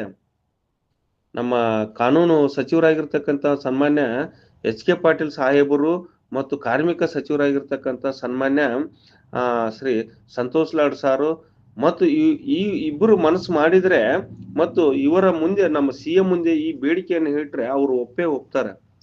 ಇಂಥ ಒಂದು ದೊಡ್ಡ ನಿರ್ಣಯವನ್ನ ಕೈಗೊಳ್ಳಿ ಸಾಹೇಬ್ರೆ. ನಿಮ್ಮ ಫೋಟೋ ಇಟ್ಟು ಪೂಜೆ ಮಾಡ್ತಾರೆ. ಇಬ್ಬರ ಫೋಟೋಗಳನ್ನು ಇಟ್ಟು ಮತ್ತು CM ಫೋಟೋ ಸತೆ ಇಟ್ಟು ಪೂಜೆ ಮಾಡ್ತಾರೆ. ಯಾಕಂತ ಹೇಳಿದ್ರೆ ಅಷ್ಟು ದೊಡ್ಡ ನಿರ್ಣಯ. ಯಾರನ್ನ ನೀವು ಈ ತರ ಅಭದ್ರಗೊಳಿಸಬೇಡಿ. ಉದ್ಯೋಗಗಳಲ್ಲಿ ಹೇಗೋ ಕೆಲಸ ಅಂತೂ ಏಜ್ ಮುಗಿದೋಗಿದೆ. ಅವ್ರು ಎಲ್ಲಿಗೆ ಕೆಲಸನೂ ಸಿಗ್ತಾ ಇಲ್ಲ, ಕೆಲಸ ಸಿಗೋದು ಇಲ್ಲ, ಎಲ್ಲಿ ಹೋಗಿ ಕೆಲಸ ಮಾಡ್ಲಿಕ್ಕೂ ಆಗೋದಿಲ್ಲ, ಏಜ್ ಆಗಿದೆ. ಈ ಔಟ್ಸೋರ್ಸ್ ನಲ್ಲಿ ಕೆಲಸ ಮಾಡ್ತಕ್ಕಂಥ ಉದ್ಯೋಗಸ್ಥರ ಏಜ್ ಮುಗಿದೋಗಿದೆ ಮತ್ತು ಎಲ್ಲರೂ ಅವ್ರದೇ ಆಗಿರ್ತಕ್ಕಂಥ ಒಂದು ಜೀವನವನ್ನ ಕಟ್ಟಿಸ್ಕೊಂಡಿದ್ದಾರೆ. ತಮ್ಮದೇ ಆಗಿರ್ತಕ್ಕಂಥ ಇಲ್ಲಿ ಮಕ್ಕಳನ್ನ ಓದಿಸ್ತಾ ಇದ್ದಾರೆ. ಮನೆಗಳನ್ನ ಇಲ್ಲಿ ಬಾಡಿಗೆ ಮನೆಗಳನ್ನ ಮಾಡ್ಕೊಂಡಿದ್ದಾರೆ. ಇಲ್ಲಿ ಮತ್ತೆ ನೀವು ಇವ್ರನ್ನ ಕೆಲಸದಿಂದ ಅಭದ್ರಗೊಳಿಸಿದ್ರೆ ಅವ್ರು ಯಾವ ಕಡೆ ಹೋಗ್ಬೇಕು? ಅವರ ಮಕ್ಕಳ ಶಿಕ್ಷಣದ ಸ್ಥಿತಿಗತಿ ಏನಾಗಬೇಕು? ಅವರ ಮನೆಯ ಮೇಲೆ ಆರ್ಥಿಕ ಹೊರೆ ಬೀಳ್ತದೆ. ಆ ಒಂದು ಪರಿಣಾಮವನ್ನು ಹೇಗೆ ಎದುರಿಸ್ಬೇಕು? ಒಂದು ಸರಿ ನೀವು ಗೌರ್ಮೆಂಟ್ ಕೆಲಸವನ್ನು ಕೊಟ್ಬಿಡಿ. ಅವ್ರಿಗೆ ಕೊಟ್ರೆ ಅವ್ರ ಜೀವನದಲ್ಲಿ ನೆನೆಸ್ಕೊಳ್ತಾರೆ. ನಿಮ್ಮನ್ನ ಫೋಟೋ ಇಟ್ಟು ಪೂಜೆ ಮಾಡ್ತಾರೆ. ಪ್ರತಿ ವರ್ಷ ನಿಮ್ಮ ಕುಟುಂಬ ನೆನೆಸ್ಕೊಳ್ತದೆ. ಮತ್ತು ಆ ಒಂದು ಕುಟುಂಬಕ್ಕೆ ನೀವು ಗೌರ್ಮೆಂಟ್ ಕೆಲಸ ಕೊಟ್ರೆ ಆ ಕುಟುಂಬದ ಸುತ್ತಮುತ್ತಲು ಅವ್ರ ತಂದೆ ತಾಯಿ ಹೆಂಡತಿ ಮಕ್ಕಳು ಮತ್ತು ಅವ್ರ ಅಣ್ಣ ತಮ್ಮಂದ್ರ ಆ ಕುಟುಂಬಗಳು ಸಹಿತ ಬದುಕೊಳ್ತವೆ. ಅಂದ್ರೆ ಇವ್ರು ಚೆನ್ನಾಗಿದ್ದಾರೆ ಅಂದ್ರೆ ಈ ಕುಟುಂಬ, ಉದ್ಯೋಗಸ್ಥ ಕುಟುಂಬ, ಅವ್ರ ಅಣ್ಣ ತಮ್ಮಂದ್ರನ್ನು ಸಹಿತ ಚೆನ್ನಾಗಿ ನೋಡ್ಕೊಳ್ತಾರೆ. ಅವ್ರ ತಂದೆ ತಾಯಿಗಳನ್ನು ಚೆನ್ನಾಗಿ ನೋಡ್ಕೊಳ್ತಾರೆ. ಮತ್ತು ಇದೇ ತರ ಒಂದು ಕುಟುಂಬದಿಂದ ಎಷ್ಟೋ ಕುಟುಂಬಗಳು ಬದುಕೊಳ್ತವೆ, ಆಶ್ರಯವಾಗ್ತದೆ. ನೀವು ಒಂದು ಸರಿ ಆಲೋಚನೆ ಮಾಡಬೇಕು. ಒಳ್ಳೆ ಇದು ನೋಡೋಣ ಏನ್ ಮಾಡ್ತಾರೋ ಏನಿಲ್ಲೋ. ಮತ್ತು ನರೇಗಾ ಈ ಮನ್ರೇಗಾ ಏನೈತಲ್ಲ, ಮನ್ರೇಗಾ ಯೋಜನೆಯ ಆಡಳಿತಾತ್ಮಕ ಮತ್ತು ಸಿಬ್ಬಂದಿಯ ರಚನೆ ಹೇಳ್ತೇನೆ. ಮಹಾತ್ಮ ಗಾಂಧಿ ನರೇಗಾ ಯೋಜನೆಯು ಏನಿದೆ, ಒಂದು ವಿಶಿಷ್ಟ ಕೇಂದ್ರ ಪುರಸ್ಕೃತ ಯೋಜನೆ. ಇದು ಸೆಂಟ್ರಲ್ ಸ್ಕೀಮ್. ಅದರ ಆಡಳಿತಾತ್ಮಕ ಸಿಬ್ಬಂದಿ ನೇಮಕಾತಿ ಮತ್ತು ವೇತನದ ರಚನೆಯು ನೋಡಿ, ಅದರ ಆಡಳಿತಾತ್ಮಕ ಅಡ್ಮಿನಿಸ್ಟ್ರೇಷನ್ ಏನಿದೆ ಅಲ್ವಾ, ಅಡ್ಮಿನಿಸ್ಟ್ರೇಷನ್ ಸಿಬ್ಬಂದಿ ನೇಮಕಾತಿ ಮತ್ತು ವೇತನ ರಚನೆಯು ರಾಜ್ಯದ ಹೊರಗುತ್ತಿಗೆ ನಿಷೇಧದ ಸಂದರ್ಭದಲ್ಲಿ ಸಂಕೀರ್ಣ ಕಾನೂನು ಜಾಲವನ್ನ ಸೃಷ್ಟಿ ಮಾಡ್ತದೆ. ಇದು ಇವರು ಸೆಂಟ್ರಲ್ ಸ್ಕೀಮ್ ನಲ್ಲಿ ಕೆಲಸ ಮಾಡ್ತಕ್ಕ ಸಿಬ್ಬಂದಿಗಳು ಆಗಿರೋದ್ರಿಂದ ಇದೊಂದು ಕಾನೂನು ಜಾಲವನ್ನ ಎದುರಿಸಬೇಕಾಗ್ತದೆ ಮತ್ತು ಕಾನೂನಾತ್ಮಕವಾದ ಕೆಲವೊಂದು ಸಮಸ್ಯೆಗಳನ್ನ ಸೃಷ್ಟಿ ಮಾಡ್ತದೆ ಅಂತೇಳಿ ಹೇಳ್ತಾರೆ. ಇದೊಂದು ಟೆಕ್ನಿಕಲ್ ಆಗಿರ್ತಕ್ಕಂಥದ್ದು ನೋಡಿ. ಮತ್ತೊಂದು, ಮನ್ರೇಗಾ ಕೇಂದ್ರ ಕಾಯ್ದೆಯ ಸ್ವರೂಪ ಮತ್ತು ಆಡಳಿತಾತ್ಮಕದ ಅಗತ್ಯತೆ. ನರೇಗಾ ಯೋಜನೆಯು ಕೇಂದ್ರ ಸರ್ಕಾರದ ಗ್ರಾಮೀಣಾಭಿವೃದ್ಧಿ ಸಚಿವಾಲಯದ ನಿಯಂತ್ರಣದಲ್ಲಿದೆ ಮತ್ತು ಇದು ಬೇಡಿಕೆ ಆಧಾರಿತ, ಡಿಮ್ಯಾಂಡ್ ಅಂಡ್ ಡ್ರೈವನ್, ಬೇಡಿಕೆ ಮತ್ತು ಆಧಾರಿತ ವೇತನ ಉದ್ಯೋಗ ಖಾತ್ರಿ ಯೋಜನೆ ಆಗಿದೆ. ಹೌದಾನೆ? ಡಿಮ್ಯಾಂಡ್ ಆಧಾರಿತ ವೇತನ ಉದ್ಯೋಗ ಖಾತ್ರಿ ಯೋಜನೆ ಆಗಿದೆ. ಸಿಬ್ಬಂದಿ ಪಾತ್ರ ಏನಪ್ಪಾ ಅಂದ್ರೆ, ನರೇಗಾ ಯೋಜನೆಯು ಯಶಸ್ವಿ ಕಾರ್ಯಾಚರಣೆಗೆ ಆಡಳಿತಾತ್ಮಕ ಸಿಬ್ಬಂದಿ ಅತ್ಯಗತ್ಯವಾಗಿ ಬೇಕಾಗ್ತದೆ. ಸಿಬ್ಬಂದಿ ಪಾತ್ರ ಏನೋ, ನರೇಗಾ ಸ್ಕೀಮ್ ಯಶಸ್ವಿಯಾಗಿ ನಿಮಗೆ ನಡಿಬೇಕು, ಯಶಸ್ವಿಯಾಗಿ ಈ ಒಂದು ಪ್ರೋಗ್ರೆಸ್ ನಲ್ಲಿ ಆಗ್ಬೇಕು, ಪ್ರೋಗ್ರೆಸ್ ಬರಬೇಕು ಅಂತೇಳಿ ನರೇಗಾ ಸಿಬ್ಬಂದಿಗಳ ಆಡಳಿತಾತ್ಮಕ ಸಿಬ್ಬಂದಿ ಇರಲೇಬೇಕು. ಅದರಲ್ಲಿ ಕೆಲಸ ಮಾಡ್ತಕ್ಕಂಥ ಆಫೀಸ್ಗಳಲ್ಲಿ ಕೆಲಸ ಮಾಡ್ತಕ್ಕಂಥ ಫೀಲ್ಡ್ ಲೆವೆಲ್ ಅಲ್ಲಿ ಕೆಲಸ ಮಾಡ್ತಕ್ಕಂಥ ನರೇಗಾ ಸಿಬ್ಬಂದಿಗಳು ಇರಲೇಬೇಕು.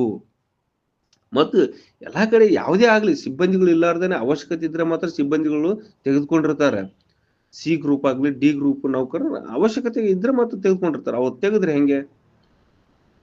ರಾಜ್ಯದಲ್ಲಿ ಸುಮಾರು 3657ಕ್ಕೂ ಹೆಚ್ಚು ಹೊರಗುತ್ತಿಗೆ ಸಿಬ್ಬಂದಿ ಕಾರ್ಯನಿರ್ವಹಿಸುತ್ತಿದ್ದಾರೆ. ಯಾರು? ಮನ್ರೇಗಾ ಸಿಬ್ಬಂದಿಗಳು. ಇವರಲ್ಲಿ ತಾಂತ್ರಿಕ ಸಹಾಯಕರು ಇದ್ದಾರೆ, ಟೆಕ್ನಿಕಲ್ ಅಸಿಸ್ಟೆಂಟ್ಗಳು, ಮತ್ತು ತಾಂತ್ರಿಕ ಸಂಯೋಜಕರು, ಟೆಕ್ನಿಕಲ್ ಕೋಆರ್ಡಿನೇಟರ್ಗಳು ಇದ್ದಾರೆ. ಜಿಲ್ಲಾ ಲೆಕ್ಕ ಪರಿಶೋಧಕರು, ವ್ಯವಸ್ಥಾಪಕರು ಮತ್ತು ಇತರೆ ಸಿಬ್ಬಂದಿಗಳು ಸೇರಿದ್ದಾರೆ. ಎಲ್ಲರಿದ್ದಾರೆ. ಗ್ರಾಮ ಪಂಚಾಯಿತಿ ಹಂತದಲ್ಲಿ ಸಹಿತ ಗ್ರಾಮಕ್ಕೆ ಒಬ್ಬರು ಸಹಿತ ಇದರಲ್ಲಿ ಸಿಬ್ಬಂದಿಗಳು ಇದ್ದಾರೆ.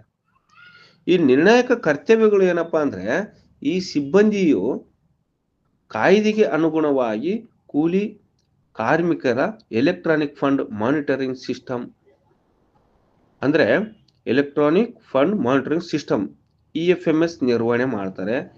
MIS ದಾಖಲೆಗಳ ನವೀಕರಣ ಮಾಡ್ತಕ್ಕಂಥ ಅದು ಕೆಲಸ ಮಾಡ್ತಾರೆ.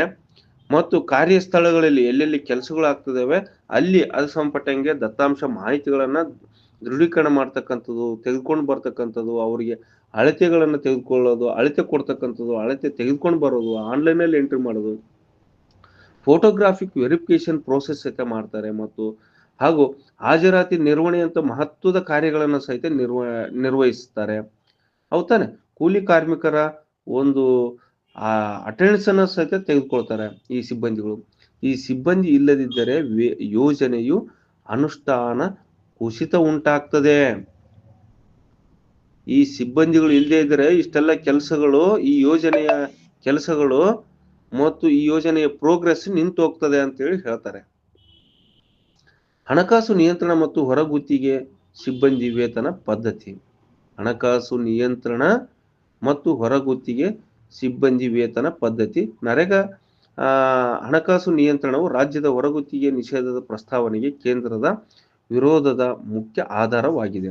ಯಾಕಂದ್ರೆ ಇದು ಸೆಂಟ್ರಲ್ ಫೈನಾನ್ಸ್ ಇದಕ್ಕೆ ಒಪ್ಪಬೇಕಲ್ಲ ಇವರು ಮಾಡ್ತಕ್ಕಂಥ ಕಾನೂನನ್ನ. ಯಾಕಂತ ಹೇಳಿದ್ರೆ ಬೀದರ್ ಮಾದರಿ ಇಲ್ಲ ಗೌರ್ಮೆಂಟ್ ಕೆಲಸ ಅಂತ ಘೋಷಣೆ ಮಾಡಿದ್ರೆ ಇವ್ರು finance central NREGA central finance department ಏನಿದೆ ಇವರಿಗೆ ಅಮೌಂಟ್ ನಾವು ಜಾಸ್ತಿ ಕೊಡ್ಬೇಕಾಗುತ್ತೆ ಅಂತೇಳಿ ಇಂಥ ಈ ಒಂದು ನಿಷೇಧ ಕಾನೂನನ್ನ ಅವರು ಒಪ್ಪೋದಿಲ್ಲ.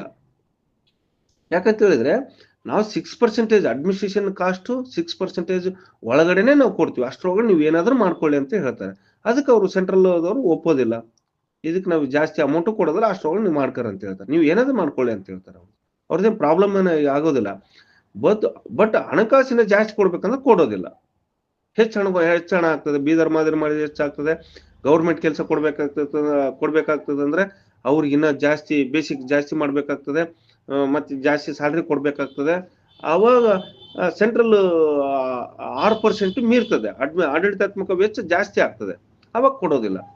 ಸೆಂಟ್ರಲ್ ಫೈನಾನ್ಸ್ ಡಿಪಾರ್ಟ್ಮೆಂಟ್ ಒಪ್ಪೋದಿಲ್ಲ. ಇಲ್ಲಿ ನರೇಗಾ ಸಿಬ್ಬಂದಿಯ ವೇತನವನ್ನು ನೇರವಾಗಿ ರಾಜ್ಯದ ಬಡ್ಜೆಟ್ನಿಂದ ಪಾವತಿಸಲಾಗುವುದಿಲ್ಲ. ಯಾವುದೇ ರಾಜ್ಯ ಬಡ್ಜೆಟ್ನಿಂದ ಕೊಡೋದಿಲ್ಲ. ಬದಲಾಗಿ ಇದು ನರೇಗಾ ಯೋಜನೆ ಒಟ್ಟು ಅನುದಾನದಲ್ಲಿ 6% ಆಡಳಿತಾತ್ಮಕ ವೆಚ್ಚಕ್ಕಾಗಿ ಅಡ್ಮಿನಿಸ್ಟ್ರೇಟಿವ್ ಕಾಸ್ಟ್ ಮೀಸಲಿಟ್ಟ ಕೇಂದ್ರದ ಹಣದಿಂದ ಬರ್ತದೆ. ಮತ್ತು ಇಲ್ಲಿ ಈ ಸಮಸ್ಯೆ ಮತ್ತು ವೇತನ ವಿಳಂಬ ಸಮಸ್ಯೆ ಸಹಿತ ಉಂಟಾಗಬಹುದು. ಈ ಹೊರಗುತ್ತಿಗೆ ಸಿಬ್ಬಂದಿಯ ವೇತನವು 10,000ರಿಂದ 45,000ದವರೆಗೆ ಆಗಾಗ್ಗೆ ಕೇಂದ್ರದಿಂದ ನಿಧಿ ಬಿಡುಗಡೆಯ ವಿಳಂಬ ಅಥವಾ ಹೊಸ ಪಾವತಿ ಪದ್ಧತಿಗಳ ಖಜಾನೆ K2 ಸಾಫ್ಟ್ವೇರ್ನೊಂದಿಗೆ ಮ್ಯಾಪಿಂಗ್ ಮಾಡುವ ಸಮಯದಲ್ಲಿ ತಾಂತ್ರಿಕ ಸಮಸ್ಯೆಗಳಿಂದಾಗಿ 4 ತಿಂಗಳವರೆಗೆ 4-5 ತಿಂಗಳು 6 ತಿಂಗಳು ಸಹಿತ ಸಂಬಳ ಬಾಕಿ ಉಳಿತಕ್ಕಂಥದ್ದು ಆಗ್ತದೆ. ಇಂಥ ಹೊಸ ಬಿಡುಗಡೆ ಏನಾದ್ರು ನರೇಗಾ ಆಕ್ಟ್ ನಡಿಯಲ್ಲಿ ಅವ್ರು ಹೊಸ ಆ್ಯಪ್ ತರ್ತಾರೆ, ಖಜಾನೆ ಮೂಲಕ ಪೇಮೆಂಟ್ ಆಗಬೇಕು, ಬೇರೆದ್ರ ಮೂಲಕ ಪೇಮೆಂಟ್ ಆಗಬೇಕು, ಇನ್ನೊಂದು ಹೊಸ ಆ್ಯಪ್ನಲ್ಲಿ ಅದ್ರ ಡಾಟಾ ಕಲೆಕ್ಟ್ ಮಾಡಬೇಕು, ಇಲ್ಲ MMS ಆ್ಯಪ್ನಲ್ಲಿ ಅದ್ರ ತಗೋಬೇಕು, ಇದು ತಗೋಬೇಕಂದಾಗ ಅವ್ರದ್ದು ಹಾಜರಾತಿ ಇಲ್ಲ, ಇದಿಲ್ಲ ಅಂತ ಹೇಳಿದಾಗ ಒಂದು 4-5 ತಿಂಗಳು, ಒಂದು 6-7 ತಿಂಗಳು ಸ್ಯಾಲ್ರಿ ಈ ತರ ಲೇಟ್ ಆಗ್ತದೆ. ಅವಾಗ ಕೇಂದ್ರದವರು ಇಂಥವೆಲ್ಲ ನಮ್ಮ ಸಮಸ್ಯೆ ಇರ್ತಾವ, ನೀವು ಅಪಾಯಿಂಟ್ ಮಾಡಿದ್ರೆ ನಾವು ಟೈಮ್ ಟು ಟೈಮ್ ಕೊಡ್ಲಿಕ್ಕೆ ಎಲ್ಲಿ ಆಗ್ತದೆ? ನೀವು ಇಂಥದ್ರಲ್ಲಿ ನಿಷೇಧ ಮಾಡಿ ಗೌರ್ಮೆಂಟ್ ಕೆಲಸ ಕೊಡ್ತೀರಿ, ಇಲ್ಲ ತಿಂಗಳ ಕೆಲಸ ಆಗ್ಬೇಕಂದ್ರೆ ಬೀದರ್ ಮಾದರಿಯಲ್ಲಿ ಏಜೆನ್ಸಿಯನ್ನ ನೀವು ತರ್ತೀರಿ, ಇಲ್ಲ ಇನ್ಸೋರ್ಸ್ ಅನ್ನ ಮಾಡ್ತೀರಂದಾಗ ನಾವು ತಿಂಗಳ ಕೊಡ್ಲಿಕ್ಕೆ ಈ ತರ ಸಮಸ್ಯೆಗಳು ಉಂಟಾಗ್ಬೋದು ಅಂತೇಳಿ ಕೇಂದ್ರದವರು ಇಂಥದನ್ನು ಆಲೋಚನೆ ಮಾಡಬಹುದು. ನರೇಗಾ ಸಿಬ್ಬಂದಿ ಹೊರಗುತ್ತಿಯಲ್ಲಿ ಮುಂದುವರಿಯಲು ಮುಖ್ಯ ಕಾರಣವೇ ಈ 6% ಮಿತಿ. ಆಡಳಿತಾತ್ಮಕ ವೆಚ್ಚ ಏನೈತಲ್ಲ 6% ನಲ್ಲೇ ಇವರು ಮುಂದುವರಿತಾ ಇದ್ದಾರೆ. ರಾಜ್ಯ ಸರ್ಕಾರವು ಹೊರಗುತ್ತಿಗೆಯ 12 ನಿಷೇಧಿಸಿದೆ. ರಾಜ್ಯ ಸರ್ಕಾರವು ವಿಧಿ 12 ನಿಷೇಧಿಸಿ ಈ ಸಿಬ್ಬಂದಿಗೆ ಕಾಯಂ ಸ್ಥಾನಮಾನ ಅಥವಾ ಅಂದ್ರೆ ಕಾಯಂ ಸ್ಥಾನಮಾನ ಗೌರ್ಮೆಂಟ್ ಕೆಲಸ ಅಥವಾ ಸುಧಾರಿತ ಗುತ್ತಿಗೆ ಸ್ಥಾನಮಾನ ನೀಡಲು ಇನ್ಸೋರ್ಸ್ ನೀಡಲು ಮುಂದಾದರೆ ಕಾಯಂ ನೌಕರರಿಗೆ ನೀಡಬೇಕಾದ ವೇತನ, ಪಿಂಚಣಿ ಮತ್ತು ಭತ್ಯೆಗಳ ವೆಚ್ಚವು ನೋಡಿ, ಕರ್ನಾಟಕ ಸರ್ಕಾರ ಕಾಯಂ ನೌಕರರಿಗೆ ನೀಡಬೇಕಾದ ವೇತನ, ಪಿಂಚಣಿ ಮತ್ತು ಭತ್ಯೆಗಳ ವೆಚ್ಚವು 6% ಆಡಳಿತಾತ್ಮಕ ಮಿತಿಯನ್ನ ಮೀರಬಹುದು. ಯಾಕಂದ್ರೆ ಹೆಚ್ಚಾಗ್ತದೆ ತಾನೆ, ಪಿಂಚಣಿ ಭತ್ಯೆ ಇನ್ನ ಅದು ಇದಂತ ಮಾಡಿದ ಗೌರ್ಮೆಂಟ್ ಕೆಲಸ 6% ಮೀರ್ತದೆ. ಈ ಹೆಚ್ಚುವರಿ ವೆಚ್ಚವನ್ನ ರಾಜ್ಯ ಸರ್ಕಾರವು ಭರಿಸಬೇಕಾಗ್ತದೆ. ಇದು ರಾಜ್ಯದ ಹಣಕಾಸಿನ ಮೇಲೆ ಹೆಚ್ಚುವರಿ ಆರ್ಥಿಕ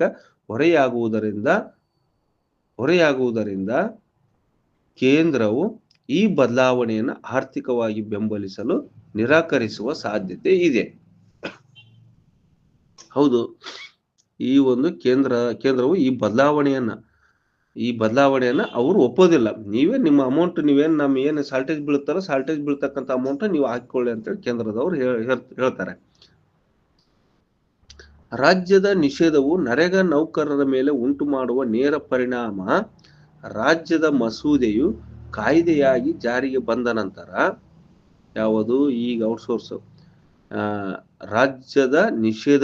ರಾಜ್ಯದ ಏನು ಔಟ್ಸೋರ್ಸ್ ನಿಷೇಧವು ನರೇಗಾ ನೌಕರರ ಮೇಲೆ ಉಂಟು ಮಾಡುವ ನೇರ ಪರಿಣಾಮ. ರಾಜ್ಯದ ಮಸೂದೆಯು ಕಾಯ್ದೆಯಾಗಿ ಜಾರಿಗೆ ಬಂದ ನಂತರ ರಾಜ್ಯ ಸರ್ಕಾರದ ನಿಯಂತ್ರಣದಲ್ಲಿರುವ ಸಂಸ್ಥೆಗಳಿಗೆ ಸಿಬ್ಬಂದಿಯನ್ನು ಒದಗಿಸುವ ಖಾಸಗಿ ಏಜೆನ್ಸಿಗಳು NGOಗಳು ಸಂಪೂರ್ಣವಾಗಿ ನಿಷೇಧಕ್ಕೆ ಒಳಗಾಗ್ತವೆ. ಹೌದಾನೆ? ಆಟೋಮೆಟಿಕ್ ಕಾನೂನು ಜಾರಿ ಆಯ್ತಂದ್ರೆ ಅವೆಲ್ಲ ಏಜೆನ್ಸಿಗಳು ಹೊಂಟೋಗ್ತವೆ, ಅವೆಲ್ಲ ರದ್ದಾಗ್ಬಿಡ್ತವೆ. ರದ್ದಾದ್ಮೇಲೆ ನಮ್ಮ ಸಿಬ್ಬಂದಿಗಳ ಸ್ಥಿತಿಗತಿ ನೋಡ್ಬೇಕಲ್ಲ. ಮತ್ತು ಆ ರದ್ದಾದ್ಮೇಲೆ ಒಪ್ಪಂದಗಳು ಮುಕ್ತಾಯ ಆಗ್ತವೆ. ನರೇಗಾ ಸಿಬ್ಬಂದಿಯನ್ನ ನೇಮಕ ಮಾಡಿಕೊಂಡಿರುವ ಖಾಸಗಿ ಗುತ್ತಿಗೆ ಏಜೆನ್ಸಿಗಳ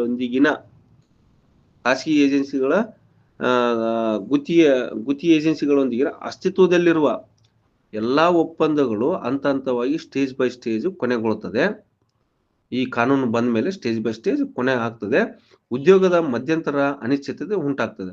ಅಂದ್ರೆ ಖಾಸಗಿ ಏಜೆನ್ಸಿಗಳು ಹೊಂಟೋದಾಗ ಅಂದ್ರೆ ಅವು ನಿಷೇಧ ಆದಾಗ ಮತ್ತು ರಾಜ್ಯವು ಬೀದರ್ ಮಾದರಿಯಂತಹ ಪರ್ಯಾಯ ವ್ಯವಸ್ಥೆಯನ್ನ ಇನ್ನೂ ಸಂಪೂರ್ಣವಾಗಿ ಸ್ಥಾಪಿಸದಿದ್ದರೆ 3500ಕ್ಕೂ ಹೆಚ್ಚು ಸಿಬ್ಬಂದಿಗಳು ತಾತ್ಕಾಲಿಕ ಉದ್ಯೋಗ ಅನಿಶ್ಚಿತತೆ ಅಥವಾ ವೇತನ ಸ್ಥಗಿತಗೊಳ್ಳುವ ಅಪಾಯ ಎದುರಿಸಬಹುದು. ಹೌದಾನೆ? ಇದನ್ನೇನು ಏಜೆನ್ಸಿನ ತಕ್ಷಣ ತೆಗೆದುಬಿಟ್ರೆ ಆ ಬೀದರ್ ಮಾದರಿ ಅಂತ ಇನ್ನ ಸಂಪೂರ್ಣವಾಗಿ ಇನ್ನ ಸ್ಥಾಪನೆ ಆಗಿಲ್ಲ. ಎಲ್ಲ ಜಿಲ್ಲೆಗಳಲ್ಲಿ ಸ್ಥಾಪನೆ ಆಗಿಲ್ಲ ಅಂದ್ರೆ ಅವರು ಸಂಬಳ ಕೊಡೋದ್ರಲ್ಲಿ ಮತ್ತು ಬೇರೆ ಬೇರೆ ಉದ್ಯೋಗಸ್ಥರನ್ನ ತೆಗೆದುಕೊಳ್ಳೋದ್ರಲ್ಲಿ ಒಂದು ಸಮಸ್ಯೆ ಉಂಟಾಗಬಹುದು ಅಂತೇಳಿ ಹೇಳ್ತಿದ್ದಾರೆ. ಇಂಥವೆಲ್ಲ ನಿಷೇಧ ಮಾಡಿದ ತಕ್ಷಣ ಮತ್ತೆ ಏಜೆನ್ಸಿನ ತೆಗೆದ ತಕ್ಷಣ ಅವರು ಉದ್ಯೋಗಸ್ಥರು ಇನ್ನ ಹೊಸ ನೇಮಕಾತಿ ಆಗ್ಬೇಕಾಗ್ತಿರುತ್ತೆ, ಅಲ್ಲಿ ಬೇಕೇ ಬೇಕಾಗಿರುತ್ತೆ. ಬೀದರ್ ಮಾದರಿ ಏಜೆನ್ಸಿಯಲ್ಲಿ ಮೂಲಕನೇ ತೆಗೆದುಕೊಳ್ಳಿ ಇನ್ನ ಅದು ಸ್ಟಾರ್ಟ್ ಆಗಿಲ್ಲ. ಮತ್ತೆ ಅವ್ರಿಗೆ ಸಿಬ್ಬಂದಿ ಸ್ಯಾಲರಿ ಕೊಡ್ಬೇಕಂದ್ರೆ ಎಷ್ಟೋ ತಿಂಗಳು ಲೇಟ್ ಆಗ್ತದೆ. ಆದಾಗ್ಯೂ ರಾಜ್ಯದ ಉದ್ದೇಶವು ಉದ್ಯೋಗವನ್ನು ರಕ್ಷಿಸುವುದು ಮತ್ತು ಶೋಷಣೆಯನ್ನ ನಿವಾರಿಸುವುದಾಗಿರುವುದರಿಂದ ಈ ಅಂತರವನ್ನ ನಿವಾರಿಸಲು ರಾಜ್ಯವು ತಕ್ಷಣದ ಆಡಳಿತಾತ್ಮಕ ಕ್ರಮಗಳನ್ನು ಜಾರಿಗೊಳಿಸುತ್ತದೆ ಎಂದು ನಿರೀಕ್ಷಿಸಲಾಗಿದೆ. ಕೇಂದ್ರ ಸರ್ಕಾರದ ಆಡಳಿತಾತ್ಮಕ ಪ್ರಕ್ರಿಯೆಯನ್ನು ಗಣನೆಗೆ ತೆಗೆದುಕೊಳ್ಳುವುದು ಅಗತ್ಯ. ಒಂದು ವೇಳೆ ನರೇಗಾ ಅನುಷ್ಠಾನದಲ್ಲಿ ಸಿಬ್ಬಂದಿ ಕೊರತೆ ಅಥವಾ ಆಡಳಿತಾತ್ಮಕ ಗೊಂದಲದಿಂದಾಗಿ, ಉದಾಹರಣೆಗೆ MIS ಲಾಗಿನಲ್ಲಿ ದೋಷಗಳು ಉಂಟಾದರೆ, ಕಾಯ್ದೆಯು ಸಮರ್ಪಕವಾಗಿ ನಡೆಯದಿದ್ದರೆ, ಕೇಂದ್ರವು ರಾಜ್ಯದ ಹೊರಗುತ್ತಿಗೆ ನಿಷೇಧವೇ ಇದಕ್ಕೆ ಕಾರಣ ಎಂದು ವಾದಿಸಿ ನಿಧಿ ಬಿಡುಗಡೆಗಳಲ್ಲಿ ನೋಡಿ, ಏನಾದ್ರು ಸಮಸ್ಯೆ ಉಂಟಾದ್ರೆ MIS ಲಾಗಿನಲ್ಲಿ ಇಲ್ಲ ಪ್ರೋಗ್ರೆಸ್ ನಿಂತ್ಕೊಂಡು ಹೋದ್ರೆ ಇದಕ್ಕೆ ಈ ಹೊರಗುತ್ತಿಗೆ ನಿಷೇಧವೇ ಕಾರಣ. ಈ ಕಾಯ್ದೆ ತಂದಿದ್ದೇ ಕಾರಣ ಅಂತೇಳಿ ಕೇಂದ್ರ ಸರ್ಕಾರವು ಅವರಿಗೆ ಬಿಡುಗಡೆ ಆಗ್ತಕ್ಕಂಥ ಅಮೌಂಟ್ ನಲ್ಲಿ ಮತ್ತಷ್ಟು ವಿಳಂಬ ಮಾಡ್ತಕ್ಕಂಥದ್ದು ಮತ್ತೆ ತಡೆ ಹಿಡಿಯಬಹುದು ಅಂತೇಳಿ ಇದೆ. ಹೌದು, ಇಂಥವೆಲ್ಲ ಸಾಮಾನ್ಯ. ಒಳ್ಳೇದು ಕೆಟ್ಟದ್ದು ಆಲೋಚನೆ ನೋಡಿ ಎಷ್ಟು ಇದೆ. ಮತ್ತೆ ಪ್ರೋಗ್ರೆಸ್ ಕಡಿಮೆ ಆದ್ರೆ ಅಮೌಂಟ್ ಯಾರು ರಿಲೀಸ್ ಮಾಡ್ತಾರೆ? ಮಾಡೋದೇ ಇಲ್ಲ. ಕೇಂದ್ರ ಮತ್ತು ರಾಜ್ಯ ಸಂಘರ್ಷದ ಕಾನೂನು ಮತ್ತು ಸಂವಿಧಾನಾತ್ಮಕ ವಿಶ್ಲೇಷಣೆ. ಕರ್ನಾಟಕ ಹೊರಗುತ್ತಿಗೆ ನಿಷೇಧ ಕಾಯ್ದೆಯು ಕೇಂದ್ರದ ನರೇಗಾ ಯೋಜನೆಯ ಅನುಷ್ಠಾನಕ್ಕೆ ಸಂಬಂಧಿಸಿರುವುದರಿಂದ ಈ ವಿಷಯವು ಭಾರತೀಯ ಸಂವಿಧಾನದ ಒಕ್ಕೂಟ ವ್ಯವಸ್ಥೆಯಡಿ ಕೇಂದ್ರ ಮತ್ತು ರಾಜ್ಯದ ಶಾಸಕಾಂಗದ ಅಧಿಕಾರದ ಸಂಘರ್ಷದ ಪ್ರಶ್ನೆಯನ್ನ, ಕ್ವಶನ್ ಆಫ್ ರೆಫಿಷಿಯನ್ಸಿ, ಹುಟ್ಟು ಹಾಕ್ತದೆ. ಇದು ಕೇಂದ್ರ ಮತ್ತು ರಾಜ್ಯ ಸರ್ಕಾರದ ಅಧಿಕಾರದ ಸಂಘರ್ಷವನ್ನ ಹುಟ್ಟಾಕ್ತದೆ. ಮತ್ತು ಶಾಸಕಾಂಗದ ಅಧಿಕಾರದ ವಿಭಜನೆ, ಇದು ಸಂವಿಧಾನದಲ್ಲಿ ಬರ್ದಿರ್ತಕ್ಕಂಥದ್ದು. ಸಮವರ್ತಿ ಪಟ್ಟಿಯ ನಿರ್ಣಾಯಕ ಪಾತ್ರ. ಸಂವಿಧಾನದ 7ನೇ ಪರಿಶಿಷ್ಟವು ಕೇಂದ್ರ ಮತ್ತು ರಾಜ್ಯಗಳ ನಡುವೆ ಶಾಸಕಾಂಗದ ಅಧಿಕಾರವನ್ನ ವಿಭಜಿಸುತ್ತದೆ. ಈ ಒಂದು ಶಾಸಕಾಂಗದ ಅಧಿಕಾರ ವಿಭಜನೆಯನ್ನ ಮಾಡ್ತದೆ. ಇದು ಈ ಒಂದು ವಿಷಯ ಬಂದು ಸಮವರ್ತಿ ಪಟ್ಟಿಯಲ್ಲಿ ಇದೆ. ಸಮವರ್ತಿ ಸಂವಿಧಾನದಲ್ಲಿ ರಾಜ್ಯ ಪಟ್ಟಿ ಅಲ್ಲ, ಕೇಂದ್ರ ಪಟ್ಟಿ, ರಾಜ್ಯ ಪಟ್ಟಿ, ಸಮವರ್ತಿ ಪಟ್ಟಿ ಅಂತೇಳಿ 3 ಪಟ್ಟಿಗಳು ಇದಾವೆ. ಆ 3 ಪಟ್ಟಿಯಲ್ಲಿ ಬರ್ತಕ್ಕಂಥ ವಿಷಯಗಳು, ಈಗ ರಾಜ್ಯ ಪಟ್ಟಿದ ವಿಷಯಗಳೇ ಬೇರೆ ಇದಾವೆ, ಸಮವರ್ತಿ ಪಟ್ಟಿಯಲ್ಲಿ ಇರ್ತಕ್ಕಂಥ ವಿಷಯಗಳು ಬೇರೆ ಇದಾವೆ. ಆ ಯಾವ ಪಟ್ಟಿಯಲ್ಲಿ ಬರ್ತಕ್ಕಂಥ ಅವರೇ ಕಾನೂನುಗಳನ್ನು ಮಾಡಬೇಕು, ಅವರಿಗೆ ಸುಪ್ರೀಂ ಅಧಿಕಾರ ಇರ್ತದೆ. ಈಗ ಉದಾಹರಣೆಯಾಗಿ ನಾನು ಹೇಳ್ಬೇಕಂದ್ರೆ ಕೇಂದ್ರ ಸರ್ಕಾರದ ಪಟ್ಟಿ, ಕೇಂದ್ರ ಪಟ್ಟಿಯಲ್ಲಿ ಬರ್ತಕ್ಕಂಥದ್ದು ವಿಮಾನಯಾನ, ಅಣುಬಾಂಬು, ಮತ್ತೆ NH, ಮತ್ತೆ ವಿಜ್ಞಾನ, ತಂತ್ರಜ್ಞಾನ ಮತ್ತು ವಿಜ್ಞಾನ, ಇಂಥವೆಲ್ಲ ಕೇಂದ್ರ ಪಟ್ಟಿಯಲ್ಲಿ ಬರ್ತವೆ. ಅವರೇ ನಿರ್ಣಯ ತೆಗೆದುಕೊಳ್ಬೇಕು. ಮತ್ತು ದೇಶದ ಮಿಲಿಟರಿ, ಇಂಥವೆಲ್ಲ ಅವ್ರ ಅಂಡರ್ನಲ್ಲೇ ಬರ್ತವೆ, ಅವರೇ ನಿರ್ಧಾರ ತೆಗೆದುಕೊಳ್ಬೇಕು. ಸಮವರ್ತಿ ಪಟ್ಟಿಯಲ್ಲಿ ಬಂದು ಕಾರ್ಮಿಕರು ಮತ್ತು ಶಿಕ್ಷಣ, ಸೆಕ್ಯೂರಿಟಿ, ಇಂಥವೆಲ್ಲ ಸಮವರ್ತಿ ಪಟ್ಟಿ. ರಾಜ್ಯ ಸರ್ಕಾರನೂ ಅಧಿಕಾರ ತೆಗೆದುಕೊಳ್ಬಹುದು, ಕೇಂದ್ರ ಸರ್ಕಾರನೂ ಅಧಿಕಾರ ತೆಗೆದುಕೊಳ್ಬಹುದು. ಬಟ್ ಫೈನಲ್ ಆಗಿ ಕೇಂದ್ರ ಸರ್ಕಾರ ನಿರ್ಣಯ ತೆಗೆದುಕೊಂಡ್ರೆ, ಇದ್ರ ಮೇಲೆ ನಿರ್ಣಯ ತೆಗೆದುಕೊಂಡ್ರೆ ಅವ್ರದೇ ಗೆಲ್ಲೋದು. ಓಕೆ, ರಾಜ್ಯದ ಪಟ್ಟಿಯಲ್ಲಿ ಬೇರೆ ಇರ್ತವೆ. ಇದು ಬಂದು ಸಮವರ್ತಿ ಪಟ್ಟಿಯ ನಿರ್ಣಾಯಕ ಪಾತ್ರ. ಸಂವಿಧಾನದ 7ನೇ ಪರಿಶಿಷ್ಟವು ಕೇಂದ್ರ ಮತ್ತು ರಾಜ್ಯಗಳ ನಡುವೆ ಶಾಸಕಾಂಗದ ಅಧಿಕಾರಗಳನ್ನು ವಿಭಜಿಸುತ್ತದೆ. ನರೇಗಾ ಕಾಯ್ದೆಯು ಮುಖ್ಯವಾಗಿ ಗ್ರಾಮೀಣಾಭಿವೃದ್ಧಿ ಮತ್ತು ಸಾಮಾಜಿಕ ಭದ್ರತೆಗೆ ಸಂಬಂಧಿಸಿದೆ. ರಾಜ್ಯವು ಹೊರಗುತ್ತಿಗೆ ನಿಷೇಧ ಮಸೂದೆಯನ್ನು ಜಾರಿಗೊಳಿಸಲು ಕಾರ್ಮಿಕ, ಲೇಬರ್ ಮತ್ತು ಸಾಮಾಜಿಕ ಭದ್ರತೆ, ಸೋಷಿಯಲ್ ಸೆಕ್ಯೂರಿಟಿ, ಅಂದ್ರೆ ನಾ ಹೇಳಿದಲ್ವಾ, ಸಮವರ್ತಿ ಪಟ್ಟಿಯಲ್ಲಿ ರಾಜ್ಯದ ಹೊರಗುತ್ತಿಗೆ ನಿಷೇಧ ಮಸೂದೆಯನ್ನು ಜಾರಿಗೊಳಿಸಲು ಕಾರ್ಮಿಕ ಮತ್ತು ಸಾಮಾಜಿಕ ಭದ್ರತೆ ವಿಷಯಗಳ ಮೇಲೆ ಅಧಿಕಾರ ಹೊಂದಿದೆ. ಈ ಎರಡೂ ವಿಷಯಗಳು ಸಮವರ್ತಿ ಪಟ್ಟಿಯಲ್ಲಿ ಇರುವುದರಿಂದ ಸಮವರ್ತಿ ಪಟ್ಟಿಯಲ್ಲಿ ಇರ್ತಕ್ಕಂಥ ವಿಷಯಗಳ ಆಧಾರದ ಮೇಲೆ ಸಂಸತ್ತು ಮತ್ತು ರಾಜ್ಯ ಶಾಸಕಾಂಗ, ಸಂಸತ್ತಾಗಲಿ ಮತ್ತು ರಾಜ್ಯದ ಶಾಸಕಾಂಗ ಎರಡಕ್ಕೂ ಕಾನೂನುಗಳನ್ನು ರೂಪಿಸುವ ಅಧಿಕಾರ ಇದೆ. ಹೌದಾ? ಮತ್ತು ವಿಧಿ 254 ಮತ್ತು 254ನೇ ವಿಧಿಯ ಪ್ರಕಾರ ವಿರೋಧಾಭಾಸ ಸಿದ್ಧಾಂತ ಉಂಟಾಗ್ತದೆ.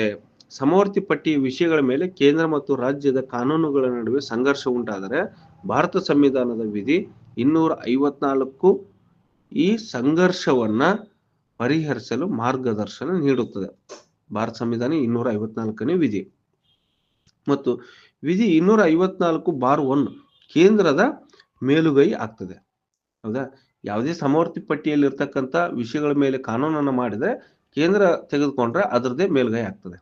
ಕೇಂದ್ರದ ನರೇಗಾ ಕಾಯ್ದೆ, ಕೇಂದ್ರದ ಕಾನೂನು ಮತ್ತು ರಾಜ್ಯದ ಕಾನೂನು, ಹೊರಗುತ್ತಿಗೆ ನಿಷೇಧದ ಕಾನೂನು ಒಂದೇ ವಿಷಯದ ಮೇಲೆ ಪರಸ್ಪರ ವಿರೋಧಾಭಾಸವಾಗಿದ್ದರೆ ಕೇಂದ್ರದ ಕಾನೂನು ಮೇಲುಗೈ ಸಾಧಿಸುತ್ತದೆ ಮತ್ತು ರಾಜ್ಯದ ಕಾನೂನು ಸಂಘರ್ಷದ ಮಟ್ಟಿಗೆ ಶೂನ್ಯವಾಗ್ತದೆ, ಅದು ನಿಂತೋಗ್ತದೆ. ಓಕೆ, ವಿಧಿ 54(2) ಪ್ರಕಾರ ರಾಷ್ಟ್ರಪತಿಗಳ ಸಮ್ಮತಿ ಬೇಕಾಗ್ತದೆ. ರಾಜ್ಯದ ಶಾಸನವು ಕೇಂದ್ರದ ಹಿಂದಿನ ಕಾನೂನಿಗೆ ವಿರೋಧಾಭಾಸವಾಗಿದ್ದರೂ ಕೇಂದ್ರದ ಹಿಂದೆ ತೆಗೆದುಕೊಂಡಿರ್ತಕ್ಕಂಥ ಈಗ ನರೇಗಾನೇ ಆಕ್ಟ್ ಕಾನೂನು ಇದೆ, ಆ ಕಾನೂನಿಗೆ ವಿರೋಧಾಭಾಸವಾಗಿದ್ದರೂ ಅದನ್ನು ರಾಷ್ಟ್ರಪತಿಗಳ ಪರಿಗಣನೆಗಾಗಿ ಕಾಯ್ದಿರಿಸಿ ಅವರು ಅದಕ್ಕೆ ಸಮ್ಮತಿ ನೀಡಿದರೆ ಆ ರಾಜ್ಯದಲ್ಲಿ ಮಾತ್ರ ರಾಜ್ಯದ ಕಾನೂನು ಮೇಲುಗೈ ಸಾಧಿಸುತ್ತದೆ. ಆ ರಾಜ್ಯದಲ್ಲಿ ಮಾತ್ರ ಕಾನೂನು ಸಾಧಿಸುತ್ತದೆ, ಮತ್ತೆ ಅದು ಸೆಂಟ್ರಲ್ಲು ಎಲ್ಲ ರಾಜ್ಯಗಳಿಗೆ ಒಳಪಡೋದಿಲ್ಲ. ಮತ್ತು ಈ ಕಾನೂನನ್ನು ರಿಜೆಕ್ಟ್ ಮಾಡುವ ಮತ್ತು ರದ್ದು ಮಾಡುವ ಸಂಸತ್ತಿನ ಅಂತಿಮ ಅಂದರೆ ಪಾರ್ಲಿಮೆಂಟ್ ಸೆಂಟ್ರಲ್ನಲ್ಲಿ ಸಂಸತ್ತಿನ ಅಂತಿಮ ಅಧಿಕಾರ ಇರುತ್ತದೆ. ಅದು ವಿಧಿ 254/2 ಅಡಿಯಲ್ಲಿ ರಾಷ್ಟ್ರಪತಿಗಳ ಸಮ್ಮತಿ ದೊರೆತರೂ ಸಹ ಸಂಸತ್ತು ನಂತರದ ಯಾವುದೇ ಸಮಯದಲ್ಲಿ ಅದೇ ವಿಷಯದ ಬಗ್ಗೆ ಕಾನೂನು ರಚಿಸಿ, ಸೆಂಟ್ರಲ್ ಅವರು ಅದೇ ವಿಷಯದ ಬಗ್ಗೆ ಕಾನೂನು ರಚಿಸಿ ರಾಜ್ಯದ ಕಾನೂನನ್ನು ತಿದ್ದುಪಡಿ ಮಾಡುವ, ಬದಲಾಯಿಸುವ ಅಥವಾ ರದ್ದುಗೊಳಿಸುವ ಅಧಿಕಾರವನ್ನು ಉಳಿಸಿಕೊಳ್ಳುತ್ತದೆ. ಮತ್ತು ಹೊರಗುತ್ತಿಗೆ ನಿಷೇಧ ಮತ್ತು ನರೇಗಾ ನಡುವಿನ ರೆಫ್ಯೂಜೆನ್ಸಿ ಪರೀಕ್ಷೆ ರಾಜ್ಯದ ಮಸೂದೆಯು ನರೇಗಾ ಯೋಜನೆಯ ಸಿಬ್ಬಂದಿ ನೇಮಕಾತಿಯ ಮೇಲೆ ಪರಿಣಾಮ ಬೀರುತ್ತದೆ ಎಂಬುದು ಸ್ಪಷ್ಟವಾಗಿದೆ. ಹೊರಗುತ್ತಿಗೆ ನಿಷೇಧದ ಹೌದಾನೆ, ಕಾನೂನಾತ್ಮಕವಾಗಿ ಇದೊಂದು ಪರಿಣಾಮ ಬೀರ್ತದೆ ಮತ್ತು ಸ್ಪಷ್ಟವಾಗಿ ಸೆಂಟ್ರಲ್ದವ್ರನ್ನ ಎದುರಾಕೊಂಡು ಮಾಡ್ಕೊಂಡಂಗೂ ಆಗ್ತದೆ. ನೇರ ವಿರೋಧಾಭಾಸದ ಒಂದು ಉಂಟಾಗ್ತದೆ. ಈ ಕಾಯ್ದೆಯು ಹೊರಗುತ್ತಿಗೆ ಏಜೆನ್ಸಿಗಳ ಮೂಲಕವೇ ಸಿಬ್ಬಂದಿಯನ್ನು ನೇಮಿಸಬೇಕು ಎಂದು ಎಲ್ಲಿಯೂ ಕಡ್ಡಾಯವಾಗಿ ಹೇಳಿಲ್ಲ. ನರೇಗಾ ಕಾಯ್ದೆ ಎಲ್ಲೇನು ಹೇಳಿದೆನಾ? ಎಲ್ಲಿ ಹೇಳಿಲ್ಲ. ಔಟ್ಸೋರ್ಸಿಂದಾನೆ ತೆಗೆದುಕೋಬೇಕಂತೇಳಿ. ಕಾಯ್ದೆಯು ಕೂಲಿ ಕಾರ್ಮಿಕರಿಗೆ ಉದ್ಯೋಗ ಖಾತ್ರಿ ನೀಡಲು ಒತ್ತು ನೀಡುತ್ತದೆ. ಆದರೆ ಆಡಳಿತಾತ್ಮಕ ಸಿಬ್ಬಂದಿ ನಿರ್ದಿಷ್ಟ ನೇಮಕಾತಿ ವಿಧಾನವನ್ನ ರಾಜ್ಯದ ಆಡಳಿತಾತ್ಮಕ ಸ್ವರೂಪಕ್ಕೆ ಬಿಡ್ತದೆ. ಇದು ನೋಡಿ, ಉದ್ಯೋಗ ಖಾತ್ರಿ ಆಕ್ಟ್ ಏನ್ ಹೇಳ್ತದೆ ಅಂದ್ರೆ, ಸಿಬ್ಬಂದಿ ಇದು ಕೂಲಿ ಕಾರ್ಮಿಕರಿಗೆ ಕೂಲಿ ಕೊಡಬೇಕು, ಕೆಲಸ ಕೊಡಬೇಕು, ಮತ್ತು ಅದರ ಆಡಳಿತಾತ್ಮಕ ಕೆಲಸ ಅವ್ರನ್ನ ನಿರ್ವಹಣೆ ಮಾಡ್ತಕ್ಕಂಥ ಸಿಬ್ಬಂದಿಗಳು, ಸ್ಟಾಫ್ ಏನಿದ್ದಾರೆ, ಕೆಲಸ ಮಾಡ್ತಕ್ಕಂಥವ್ರು ಏನಿದ್ದಾರೆ ಸಿಬ್ಬಂದಿಗಳು, ಅದರ ನೇಮಕಾತಿ ಮತ್ತು ವಿಧಾನವನ್ನ ಹೆಂಗ್ ತೆಗೆದುಕೋಬೇಕು, ಯಾವ ಆಫೀಸರ್ ತೆಗೆದುಕೋಬೇಕು, ಯಾವ ಪೋಸ್ಟ್ಗಳನ್ನು ತುಂಬ್ಕೋಬೇಕು ಅನ್ನೋದು ಆಡಳಿತಾತ್ಮಕ ಸ್ವರೂಪಕ್ಕೆ ಇದು ರಾಜ್ಯ ಸರ್ಕಾರಕ್ಕೆ ಬಿಟ್ಟಿದೆ ಅಂತ ಹೇಳ್ತಾ ಇದೆ. ರಾಜ್ಯವು ತನ್ನದೇ ಆದ ಬೀದರ್ ಮಾದರಿಯಂತಹ ಪರ್ಯಾಯ ಅಂದ್ರೆ ಖಾಸಗಿ ಗುತ್ತಿಗೆದಾರರನ್ನು ಹೊರತುಪಡಿಸಿ ನೇಮಕಾತಿ ಪದ್ಧತಿ ಜಾರಿಗೊಳಿಸುವುದು ಮನ್ರೇಗಾ ಕಾಯ್ದೆಯು ಮೂಲ ನಿಬಂಧನೆಗಳಿಗೆ ನೇರವಾಗಿ ವಿರೋಧಾಭಾಸವಾಗುವುದಿಲ್ಲ ಅಂತ ಹೇಳ್ತಿದ್ದಾರೆ. ಕಾನೂನನ್ನ ರದ್ದು ಮಾಡಿದ್ರೆ ಎಲ್ಲಿ ವಿರೋಧಾಭಾಸ ಉಂಟಾಗೋದಿಲ್ಲ. ನರೇಗಾ ಮೂಲ ಕಾಯ್ದೆಗೆ, ನಿಬಂಧನೆಗಳಿಗೆ, ಕಂಡೀಷನ್ಗಳಿಗೆ ವಿರೋಧ ಆಗೋದಿಲ್ಲ ಅಂತ ಹೇಳ್ತಿದ್ದಾರೆ. ಅದು ಹೆಂಗೆ ಅಂತೇಳಿ, ಅಡ್ಮಿನಿಸ್ಟ್ರೇಷನ್ ಅಂಡರ್ನಲ್ಲಿ ಸಿಬ್ಬಂದಿಗಳನ್ನ ತೆಗೆದುಕೊಳ್ತಕ್ಕಂಥದ್ದು ರಾಜ್ಯ ಸರ್ಕಾರಕ್ಕೆ ಬಿಟ್ಟಿದೆ. ಇಲ್ಲಿ ಚೆನ್ನಾಗಿ ಬೇಸ್ ನೆನ್ಪಿಟ್ಕೊಳ್ಳಿ, ಸಿಬ್ಬಂದಿಗಳನ್ನ ತೆಗೆದುಕೊಳ್ತಕ್ಕಂಥದ್ದು ರಾಜ್ಯ ಸರ್ಕಾರಕ್ಕೆ ಬಿಟ್ಟಿದೆ. ಯಾವ ಸಿಬ್ಬಂದಿಗಳು ಇರಬೇಕು, ಯಾವ ಹಂತದಲ್ಲಿ ಯಾವ ಸ್ಟಾಫ್ ಅನ್ನ ತೆಗೆದುಕೋಬೇಕು ಅನ್ನೋದು ರಾಜ್ಯ ಸರ್ಕಾರಕ್ಕೆ ಬಿಟ್ಟಿದೆ. ಅದಕ್ಕಾಗಿ ನರೇಗಾ ಒಂದು ಕಂಡೀಷನ್ಗಳಿಗೆ ವಿರೋಧ ಆಗೋದಿಲ್ಲ. ಮತ್ತು ಆಡಳಿತಾತ್ಮಕ ಸಂಘರ್ಷದ ಸಾಧ್ಯತೆ ಇದೆ. ನಿಜವಾದ ಸಂಘರ್ಷವು ಆಡಳಿತಾತ್ಮಕ ಮತ್ತು ಆರ್ಥಿಕ ಕ್ಷೇತ್ರಗಳಲ್ಲಿ ಉಂಟಾಗ್ತದೆ. ಆಡಳಿತಾತ್ಮಕ ಮತ್ತು ಆರ್ಥಿಕ ಹೌದಾನೆ, ಕೆಲಸ ಮಾಡ್ತಕ್ಕಂಥ ಕೆಲಸದಲ್ಲಿ ಮತ್ತು ಆರ್ಥಿಕ ಕ್ಷೇತ್ರಗಳಲ್ಲಿ ಉಂಟಾಗ್ತದೆ.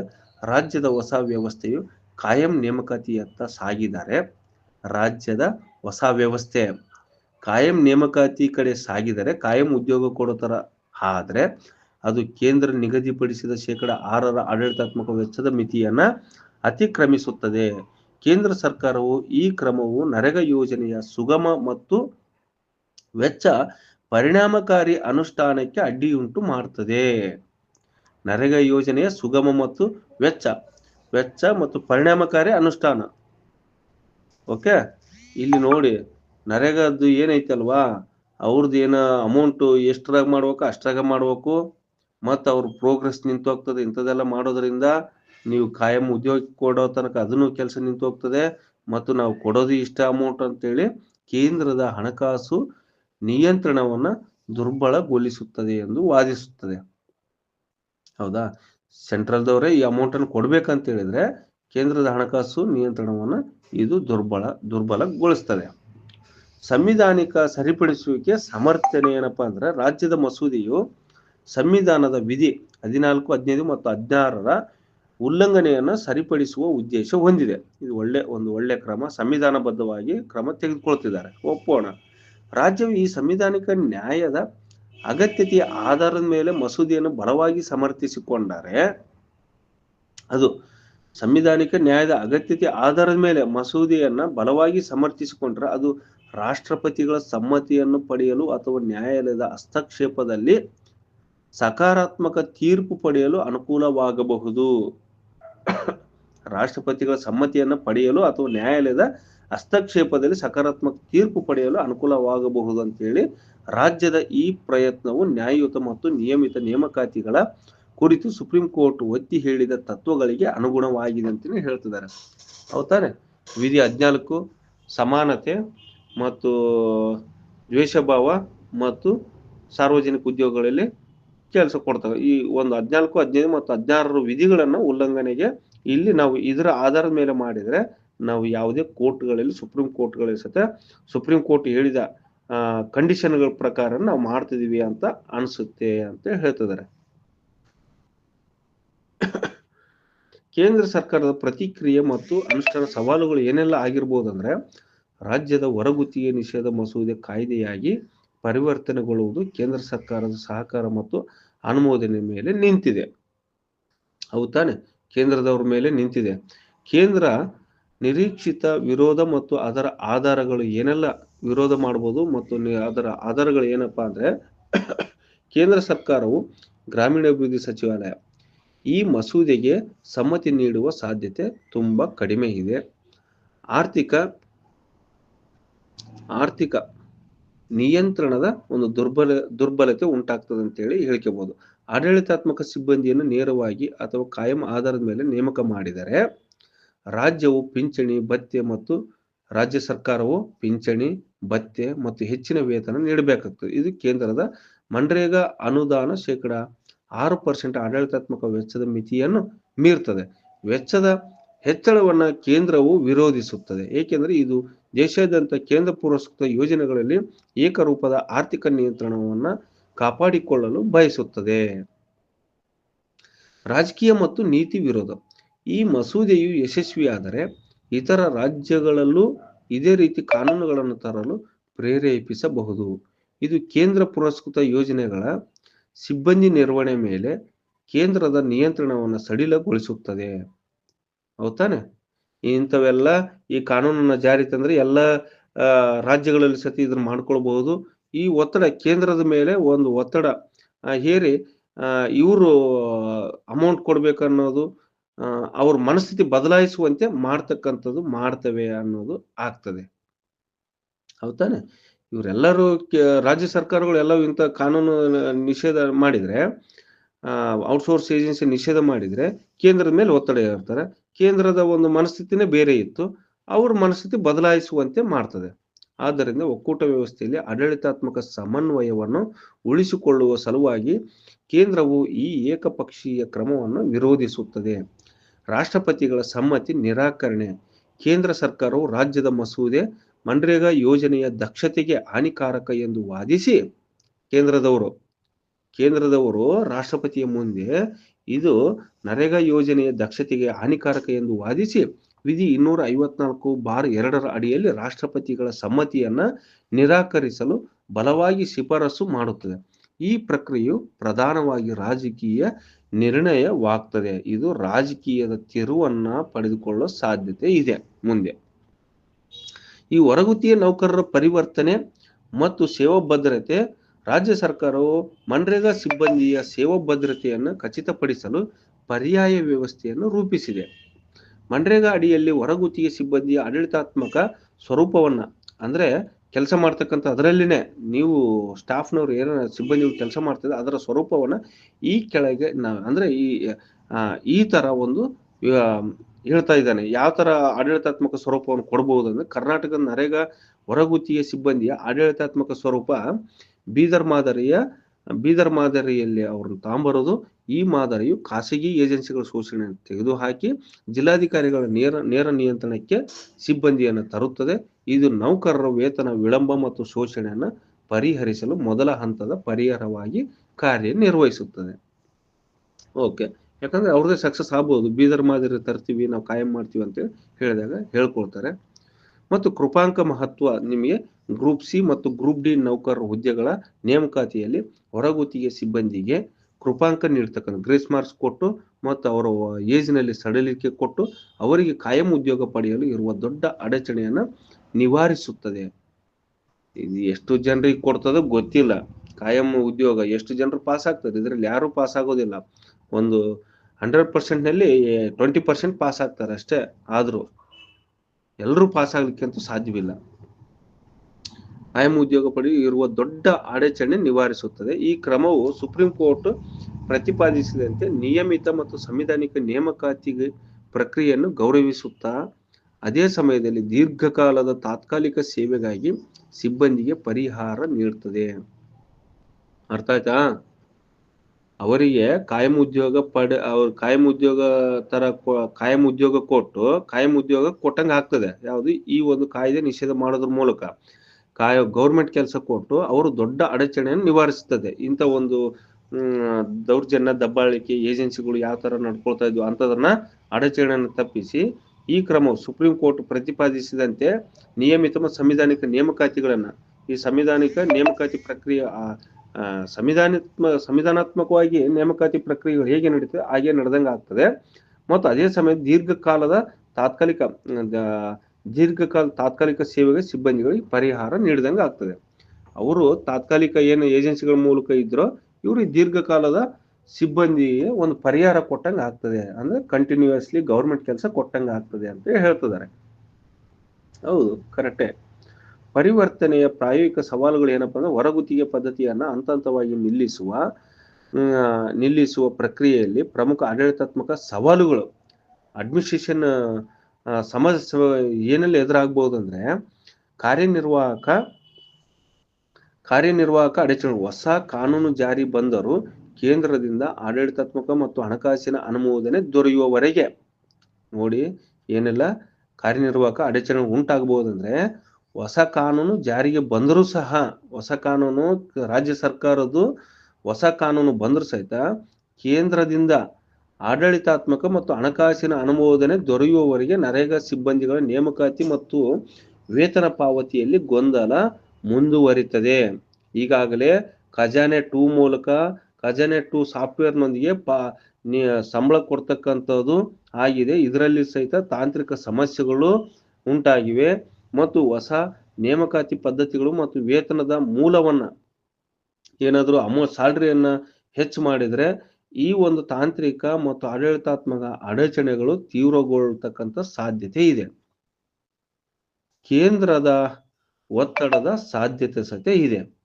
ರಾಜ್ಯವು ಹೊರಗುತ್ತಿಗೆಯನ್ನ ನಿಷೇಧಿಸಿದರೂ ಕೇಂದ್ರ ಸರ್ಕಾರವು ನರೇಗಾ ಯೋಜನೆಗೆ ಸಂಬಂಧಿಸಿದ ಆಡಳಿತಾತ್ಮಕ ಮಸೂದೆಗಳಲ್ಲಿ ತಿದ್ದುಪಡಿ ತಂದು ನಿರ್ದಿಷ್ಟ ಸಿಬ್ಬಂದಿಯನ್ನ ಕಡ್ಡಾಯವಾಗಿ ಹೊರಗುತ್ತಿಗೆಯ ಮೂಲಕವೇ ನೇಮಕ ಮಾಡಬೇಕು ಎಂದು ನಿಬಂಧನೆಗಳನ್ನು ಸೇರಿಸಿದರೆ ರಾಜ್ಯದ ಕಾನೂನು ನಿಷ್ಪ್ರಯೋಜಕವಾಗ್ತದೆ.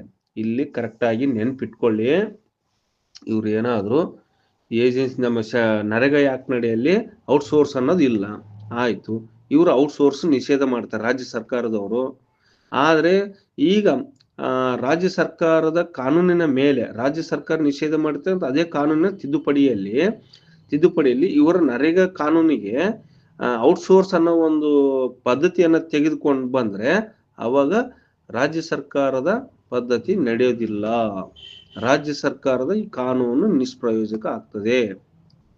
ಸಂಸತ್ತು ತನ್ನ ವಿಧಿ ಯಾವುದು ಪಾರ್ಲಿಮೆಂಟ್ 254/2 ಅಡಿಯಲ್ಲಿ ಅಂತಿಮ ಅಧಿಕಾರವನ್ನು ಬಳಸಿ ರಾಜ್ಯದ ಕಾನೂನನ್ನ ಅತಿಕ್ರಮಿಸಬಹುದು. ಅಂತಿಮ ತೀರ್ಮಾನ ಮತ್ತು ನೀತಿ ಶಿಫಾರಸುಗಳ ಸಾರಾಂಶ. ಕರ್ನಾಟಕ ಸರ್ಕಾರವು ಜಾರಿಗೆ ತರಲು ಉದ್ದೇಶಿಸಿರುವ ಹೊರಗುತ್ತಿಗೆ ನಿಷೇಧ ಕಾಯ್ದೆಯು ಮನ್ರೇಗಾ ನೌಕರರಿಗೆ ಸೇವಾ ಭದ್ರತೆಯನ್ನು ನೀಡುವ ನಿಟ್ಟಿನಲ್ಲಿ ಪ್ರಗತಿಪರ ಹೆಜ್ಜೆಯಾಗಿದೆ. ಆದರೆ ಇದು ನರೇಗಾ ಹಣಕಾಸು ಮತ್ತು ಆಡಳಿತಾತ್ಮಕ ನಿಯಂತ್ರಣ ಹೊಂದಿರುವ ಕೇಂದ್ರ ಸರ್ಕಾರದೊಂದಿಗೆ ಸಂವಿಧಾನಾತ್ಮಕ ಸಂಘರ್ಷಗಳನ್ನ ಉಂಟು ಮಾಡ್ತದೆ. ಕಾನೂನು ಮತ್ತು ನೀತಿಗಳ ಸಂಘರ್ಷ ನಿವಾರಣೆಗೆ ವಿಧಾನಗಳನ್ನ ಕಂಡುಕೋಬೇಕಾಗ್ತದೆ. ಕೇಂದ್ರ ಮತ್ತು ರಾಜ್ಯದ ನಡುವಿನ ಸಂಘರ್ಷವನ್ನ ಈ ಕೆಳಗಿನ ಕಾನೂನು ಚೌಕಟ್ಟಿನಲ್ಲಿ ವಿಶ್ಲೇಷಿಸಬಹುದು. ಕರ್ನಾಟಕ ಹೊರಗುತ್ತಿಗೆ ನಿಷೇಧ ಮಸೂದೆ ಮತ್ತು ಮಸೂದೆ ಮತ್ತು ವಿಧಿ 254ರ ಅಡಿಯಲ್ಲಿ ವಿರೋಧಾಭಾಸವಾದ ವಿಶ್ಲೇಷಣೆ ಇದು ಕರ್ನಾಟಕ ಇದೆಲ್ಲವುದು 254ರ ಅಡಿಯಲ್ಲಿ ವಿರೋಧಾಭಾಸ ವಿಶ್ಲೇಷಣೆ ಇದೆ. ಅಂತಿಮವಾಗಿ ರಾಜ್ಯದ ಹೊರಗುತ್ತಿಗೆ ನಿಷೇಧ ಮಸೂದೆಯು ನರೇಗಾ ಹೊರಗುತ್ತಿಗೆ ನೌಕರರಿಗೆ ಉದ್ಯೋಗಕ್ಕೆ ತೊಂದರೆ ಆಗುವುದಕ್ಕಿಂತ ಹೆಚ್ಚಾಗಿ ಅವರ ಸೇವಾ ಭದ್ರತೆಯ ಸಾಧ್ಯತೆಯನ್ನು ಹೆಚ್ಚಿಸುತ್ತದೆ. ನೌಕರರ ಶೋಷಣೆಯನ್ನು ತಪ್ಪಿಸುವ ಮತ್ತು ಸಂವಿಧಾನಿಕ ನೇಮಕಾತಿಗಳನ್ನು ಖಚಿತಪಡಿಸಿಕೊಳ್ಳುವ ರಾಜ್ಯದ ಪ್ರಯತ್ನವು ಸುಪ್ರೀಂ ಕೋರ್ಟ್ನ ನಿಲುವುಗಳಿಗೆ ಅನುಗುಣವಾಗಿದೆ. ಆದಾಗ್ಯೂ ಈ ಮಸೂದೆ ಕಾಯ್ದೆಯಾಗಿ ಜಾರಿಗೆ ಬರಲು ಪ್ರಮುಖ ಅಡಚಣೆ ಇರುವುದು ರಾಷ್ಟ್ರಪತಿಗಳ ಸಮ್ಮತಿ ಬೇಕಾಗ್ತದೆ. ರಾಷ್ಟ್ರಪತಿಗಳೇ ಅಲ್ಲಿ ಸಮ್ಮತಿ ಕೊಟ್ಟಿಲ್ಲ, ಅವ್ರು ಕೊಳ್ಳಾರ ವಾಪಸ್ ಕಳಿಸಿದ್ರೆ, ರಿಜೆಕ್ಟ್ ಮಾಡಿಸಿದ್ರೆ ಅಲ್ಲಿ ಕಷ್ಟ ಆಗ್ತದೆ. ಅಂತಹ ಸಂದರ್ಭದಲ್ಲಿ ಯಥಾಸ್ಥಿತಿ ಮುಂದುವರಿತದೆ. ನರೇಗಾದಂತಹ ಕೇಂದ್ರ ಪ್ರಾಯೋಜಿತ ಯೋಜನೆಗಳಲ್ಲಿ ಸೆಂಟ್ರಲಿ ಸ್ಪಾನ್ಸರ್ಡ್ ಸ್ಕೀಮ್ಸ್ CSS ಏನಿದಾವಲ್ಲ, ಕೇಂದ್ರ ಪುರಸ್ಕೃತ ಯೋಜನೆಗಳು, ಸೆಂಟ್ರಲ್ ಸ್ಕೀಮ್ಗಳು, ಇವೆಲ್ಲ ಆರ್ಥಿಕ ಮತ್ತು ಆಡಳಿತಾತ್ಮಕ ಏಕರೂಪತೆಯನ್ನು ಕಾಪಾಡುವ ಉದ್ದೇಶದಿಂದ ಕೇಂದ್ರ ಸರ್ಕಾರವು ರಾಷ್ಟ್ರಪತಿಗಳ ಸಮ್ಮತಿಯನ್ನು ನಿರಾಕರಿಸುವ ಸಾಧ್ಯತೆ ಹೆಚ್ಚಿದೆ. ಆದ್ದರಿಂದ ರಾಜ್ಯವು ಕೇವಲ ನಿಷೇಧ ಹೇರುವುದಕ್ಕಿಂತ ಹೆಚ್ಚಾಗಿ ನೌಕರರ ಭದ್ರತೆಯನ್ನು ಖಚಿತಪಡಿಸಲು ಕೇಂದ್ರದ ಆಡಳಿತಾತ್ಮಕ ಹಿತಾಸಕ್ತಿಗಳಿಗೂ ಪೂರಕವಾದ ಕಾರ್ಯಸಾಧ್ಯವಾದ ಮಾದರಿಗಳನ್ನು ರೂಪಿಸುವುದು ಅತ್ಯಗತ್ಯವಾಗಿದೆ. ಹೌದಾನೆ? ಸುಮ್ಮನೆ ಅದು ನಿಷೇಧ ಮಾಡಿದ್ವಿ, ಇದು ನಿಷೇಧ ಮಾಡಿದ್ವಿ ಅನ್ನೋದಕ್ಕಿಂತ ಈ ಸಿಬ್ಬಂದಿಗಳನ್ನ ನೀವು ಕಾಯಮಾತಿ ನೌಕರರು ಗೌರ್ಮೆಂಟ್ ಕೆಲಸ ಕೊಡ್ತಕ್ಕಂಥದ್ರ ಕಡೆ ಕಾನ್ಸಂಟ್ರೇಟ್ ಮಾಡಿ ಅಂತೇಳಿ ಹೇಳ್ತಿದ್ದಾರೆ. ಈ ನೀತಿ ಶಿಫಾರಸುಗಳು ಕೇಂದ್ರದೊಂದಿಗೆ ತಕ್ಷಣದ ಸಮನ್ವಯತೆಯನ್ನು ಸಾಧಿಸಬೇಕಾಗ್ತದೆ. ಯಾಕಂದ್ರೆ ರಾಜ್ಯ ಸರ್ಕಾರ ಮಾಡ್ತಕ್ಕಂಥದ್ದು ಕೇಂದ್ರದೊಂದಿಗೆ ಸಮನ್ವಯತೆಯನ್ನು ಸಾಧಿಸಬೇಕಾಗ್ತದೆ. ಸಮನ್ವಯತೆ ಇಲ್ಲದೆ ಇದ್ರೆ ಯಾವುದೇ ಕೇಂದ್ರದ ಯೋಜನೆಗಳು ಮತ್ತು ರಾಜ್ಯದ ಯೋಜನೆಗಳು ಅನುಷ್ಠಾನಗೊಳ್ಳಲಿಕ್ಕೆ ಸಾಧ್ಯವಿಲ್ಲ. ಇದು ಕೇಂದ್ರದೊಂದಿಗೆ ತಕ್ಷಣ ಸಮನ್ವಯತೆ ಸಾಧಿಸಿ ರಾಜ್ಯ ಸರ್ಕಾರವು ತನ್ನ ಹೊರಗುತ್ತಿಗೆ ನಿಷೇಧ ಮಸೂದೆಯು ಕೇವಲ ಕಾರ್ಮಿಕರ ಶೋಷಣೆಯನ್ನು ನಿಲ್ಲಿಸಲು ಮತ್ತು ಸಂವಿಧಾನಿಕ ನಿಯಮಗಳನ್ನು ಪಾಲಿಸಲು ತಂದ ಸಂವಿಧಾನಿಕ ಸರಿಪಡಿಸುವಿಕೆ ಎಂದು ವಾದಿಸಬೇಕಾಗ್ತದೆ. ಯಾರು? ರಾಜ್ಯ ಸರ್ಕಾರದವರು. ನರೇಗಾ ಅನುಷ್ಠಾನಕ್ಕೆ ಯಾವುದೇ ಹಾನಿಯಾಗದಂತೆ ಬೀದರ್ ಮಾದರಿ ಹೇಗೆ 6% ಆಡಳಿತಾತ್ಮಕ ವೆಚ್ಚದ ಮಿತಿಯಲ್ಲಿ ಪರಿಣಾಮಕಾರಿಯಾಗಿ ಕಾರ್ಯನಿರ್ವಹಿಸುತ್ತದೆ. ಈಗ ಬೀದರ್ ಮಾದರಿಯನ್ನ ನಾವು 6%ನಲ್ಲೇ ತರೋವರೆಗೆ ಬೀದರ್ ಮಾದರಿಯಲ್ಲಿ ಅಳವಡಿಸಿಕೊಂಡು ಸಿಬ್ಬಂದಿಗಳನ್ನ ಮುಂದುವರಿಸ್ತಕ್ಕಂಥದ್ದು ಆಗ್ಬೇಕು ಎಂಬುದು ಇದು.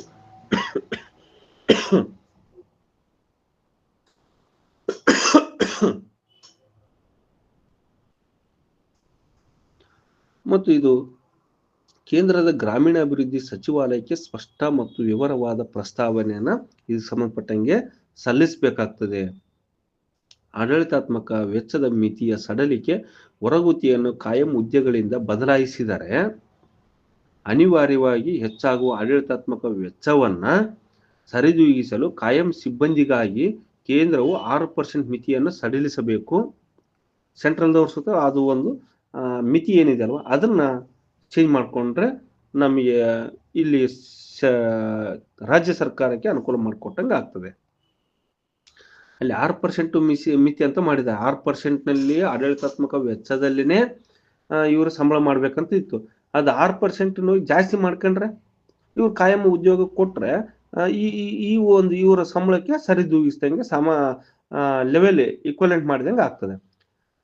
ಅವರು ಸಡಿಲಿಸಬೇಕು ಅಥವಾ ಈ ಹೆಚ್ಚುವರಿ ವೆಚ್ಚವನ್ನ ಇಲ್ಲ ಕಾಯಂ ಉದ್ಯೋಗ ಕೊಟ್ರೆ ಹೆಚ್ಚುವರಿ ವೆಚ್ಚವನ್ನ ಕೇಂದ್ರ ಮತ್ತು ರಾಜ್ಯವು ಹಂಚಿಕೊಳ್ಳುವ ಕಾಸ್ಟ್ ಶೇರಿಂಗ್ ಅಂತ ಹೇಳ್ತಾರೆ. ಕಾಸ್ಟ್ ಶೇರಿಂಗ್ ಹೊಸ ಸೂತ್ರವನ್ನ ರೂಪಿಸಬೇಕಾಗ್ತದೆ. ನೌಕರರ ಪರಿವರ್ತನಾ ನಿಧಿಯನ್ನ ಸ್ಥಾಪನೆ ಮಸೂದೆಗೆ ಕೇಂದ್ರದ ಅನುಮತಿ ವಿಳಂಬವಾದರೆ ಅಥವಾ ಅನುಷ್ಠಾನದ ಸಮಯದಲ್ಲಿ ತಾಂತ್ರಿಕ ಅಡಚಣೆಗಳು ಎದುರಾದರೆ ವೇತನ ಪಾವತಿ ನಿಲ್ಲದಂತೆ ನೋಡಿಕೊಳ್ಳಲು ರಾಜ್ಯವು ತನ್ನದೇ ಆದ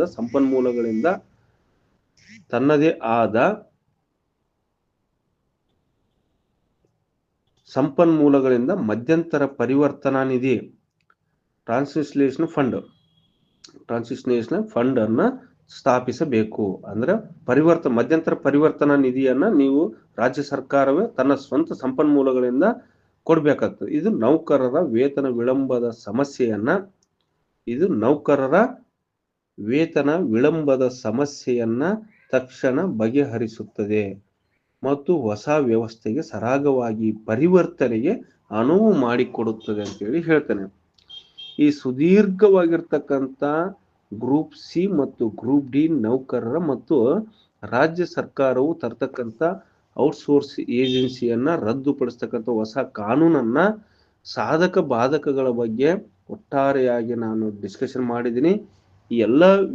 ಈ ಒಂದು ವಿಡಿಯೋ ಕೇಳಿದ ಮೇಲೆ ನಿಮ್ಗೆ ಅರ್ಥ ಆಗಿರಬಹುದು. ರಾಜ್ಯ ಸರ್ಕಾರ ಮತ್ತು ಕೇಂದ್ರ ಸರ್ಕಾರ ಸಮನ್ವಯ ಸಾಧಿಸಿಕೊಂಡು 6% ನಲ್ಲಿ 6% ಅನ್ನ ಸಡಲಿಕೆ ಮಾಡಿ ಅವ್ರಿಗೆ ಅನುದಾನ ಹೆಚ್ಚು ಬರೋ ತರ ಮಾಡ್ಕೊಡ್ಬೇಕು. ಅವಾಗ ಸೆಂಟ್ರಲ್ದವರು ರಾಜ್ಯ ಸರ್ಕಾರಕ್ಕೆ ಒಂದು ಸಂಬಂಧ ಚೆನ್ನಾಗಿಟ್ಕೊಂಡು ಅವರಿಗೆ ಕಾಯಂ ಉದ್ಯೋಗಗಳನ್ನ ದೊರಕಿಸಿಕೊಟ್ಟಂಗೆ ಆಗ್ತದೆ. ಯಾರು ಕೇಂದ್ರ ಸರ್ಕಾರದವರು ಸಹಕಾರ ಸತ ಬೇಕಾಗ್ತದೆ. ಅಲ್ಲಿ 6% ಅನುದಾನವನ್ನ ಹೆಚ್ಚು ಮಾಡಬೇಕು. ಮತ್ತು ನಾವು ಈ ಕಾನೂನು ನಿಷೇಧ ಮಾಡಲೇಬೇಕಂತಿದ್ರೆ ನೀವು ಅವ್ರು ಮಾಡಿರ್ತಕ್ಕಂಥ ಕಾನೂನಿನಲ್ಲಿ ಔಟ್ಸೋರ್ಸ್ ಏಜೆನ್ಸಿ ಅನ್ನೋದು ನರೇಗಾ ಯಾಕೆ ನಡೆಯಲಿಲ್ಲ.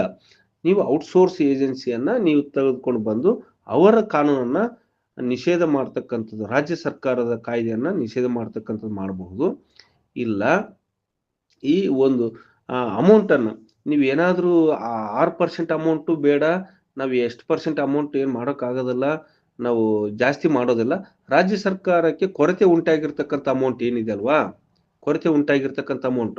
ಆ ಕೊರತೆ ಉಂಟಾಗ್ತಕ್ಕಂಥ ಅಮೌಂಟು ರಾಜ್ಯ ಸರ್ಕಾರದವರು ಮತ್ತು ಕೇಂದ್ರ ಸರ್ಕಾರದವರು ಹಂಚ್ಕೊಂಡು ನೀವು ಕೊಟ್ಟರು ಪರವಾಗಿಲ್ಲ. ಒಟ್ಟಾರೆಯಾಗಿ ನಮ್ಮ ಔಟ್ಸೋರ್ಸ್ ಸಿಬ್ಬಂದಿಗಳಿಗೆ ಅನುಕೂಲವಾಗುವಂತೆ ನಡೆದುಕೊಂಡರೆ ಸಾಕು ಅನ್ನೋದು ನಮ್ಮ ಆಶೆ ಆಗಿರ್ತದೆ. ಓಕೆ ಫ್ರೆಂಡ್ಸ್, ಇಷ್ಟೊತ್ತು ಈ ವಿಡಿಯೋ ನೋಡಿ ಸಪೋರ್ಟ್ ಮಾಡಿದ್ದಕ್ಕಾಗಿ ತುಂಬ ಧನ್ಯವಾದಗಳು. ಹೀಗೆ ನಿಮ್ಮ ಸಪೋರ್ಟ್ ನಿರಂತರವಾಗಿರಲಿ. ಈ ವಿಡಿಯೋವನ್ನ ಎಲ್ಲ ನಮ್ಮ ಔಟ್ಸೋರ್ಸ್ ಮತ್ತು ಸಿ ಗ್ರೂಪ್ ಮತ್ತು ಡಿ ಗ್ರೂಪ್ ನೌಕರರಿಗೆ ಎಲ್ಲ ಇಲಾಖೆಗಳಿಗೆ ತಲುಪುವವರೆಗೆ ಈ ವಿಡಿಯೋವನ್ನು ಶೇರ್ ಮಾಡಿ ಅಂತ ಹೇಳ್ತಾ ಇಂತಿ ನಿಮ್ಮ ಪ್ರೀತಿಯ ಬಳ್ಳಾರಿಯ ಯುವಕ. ಧನ್ಯವಾದಗಳೊಂದಿಗೆ.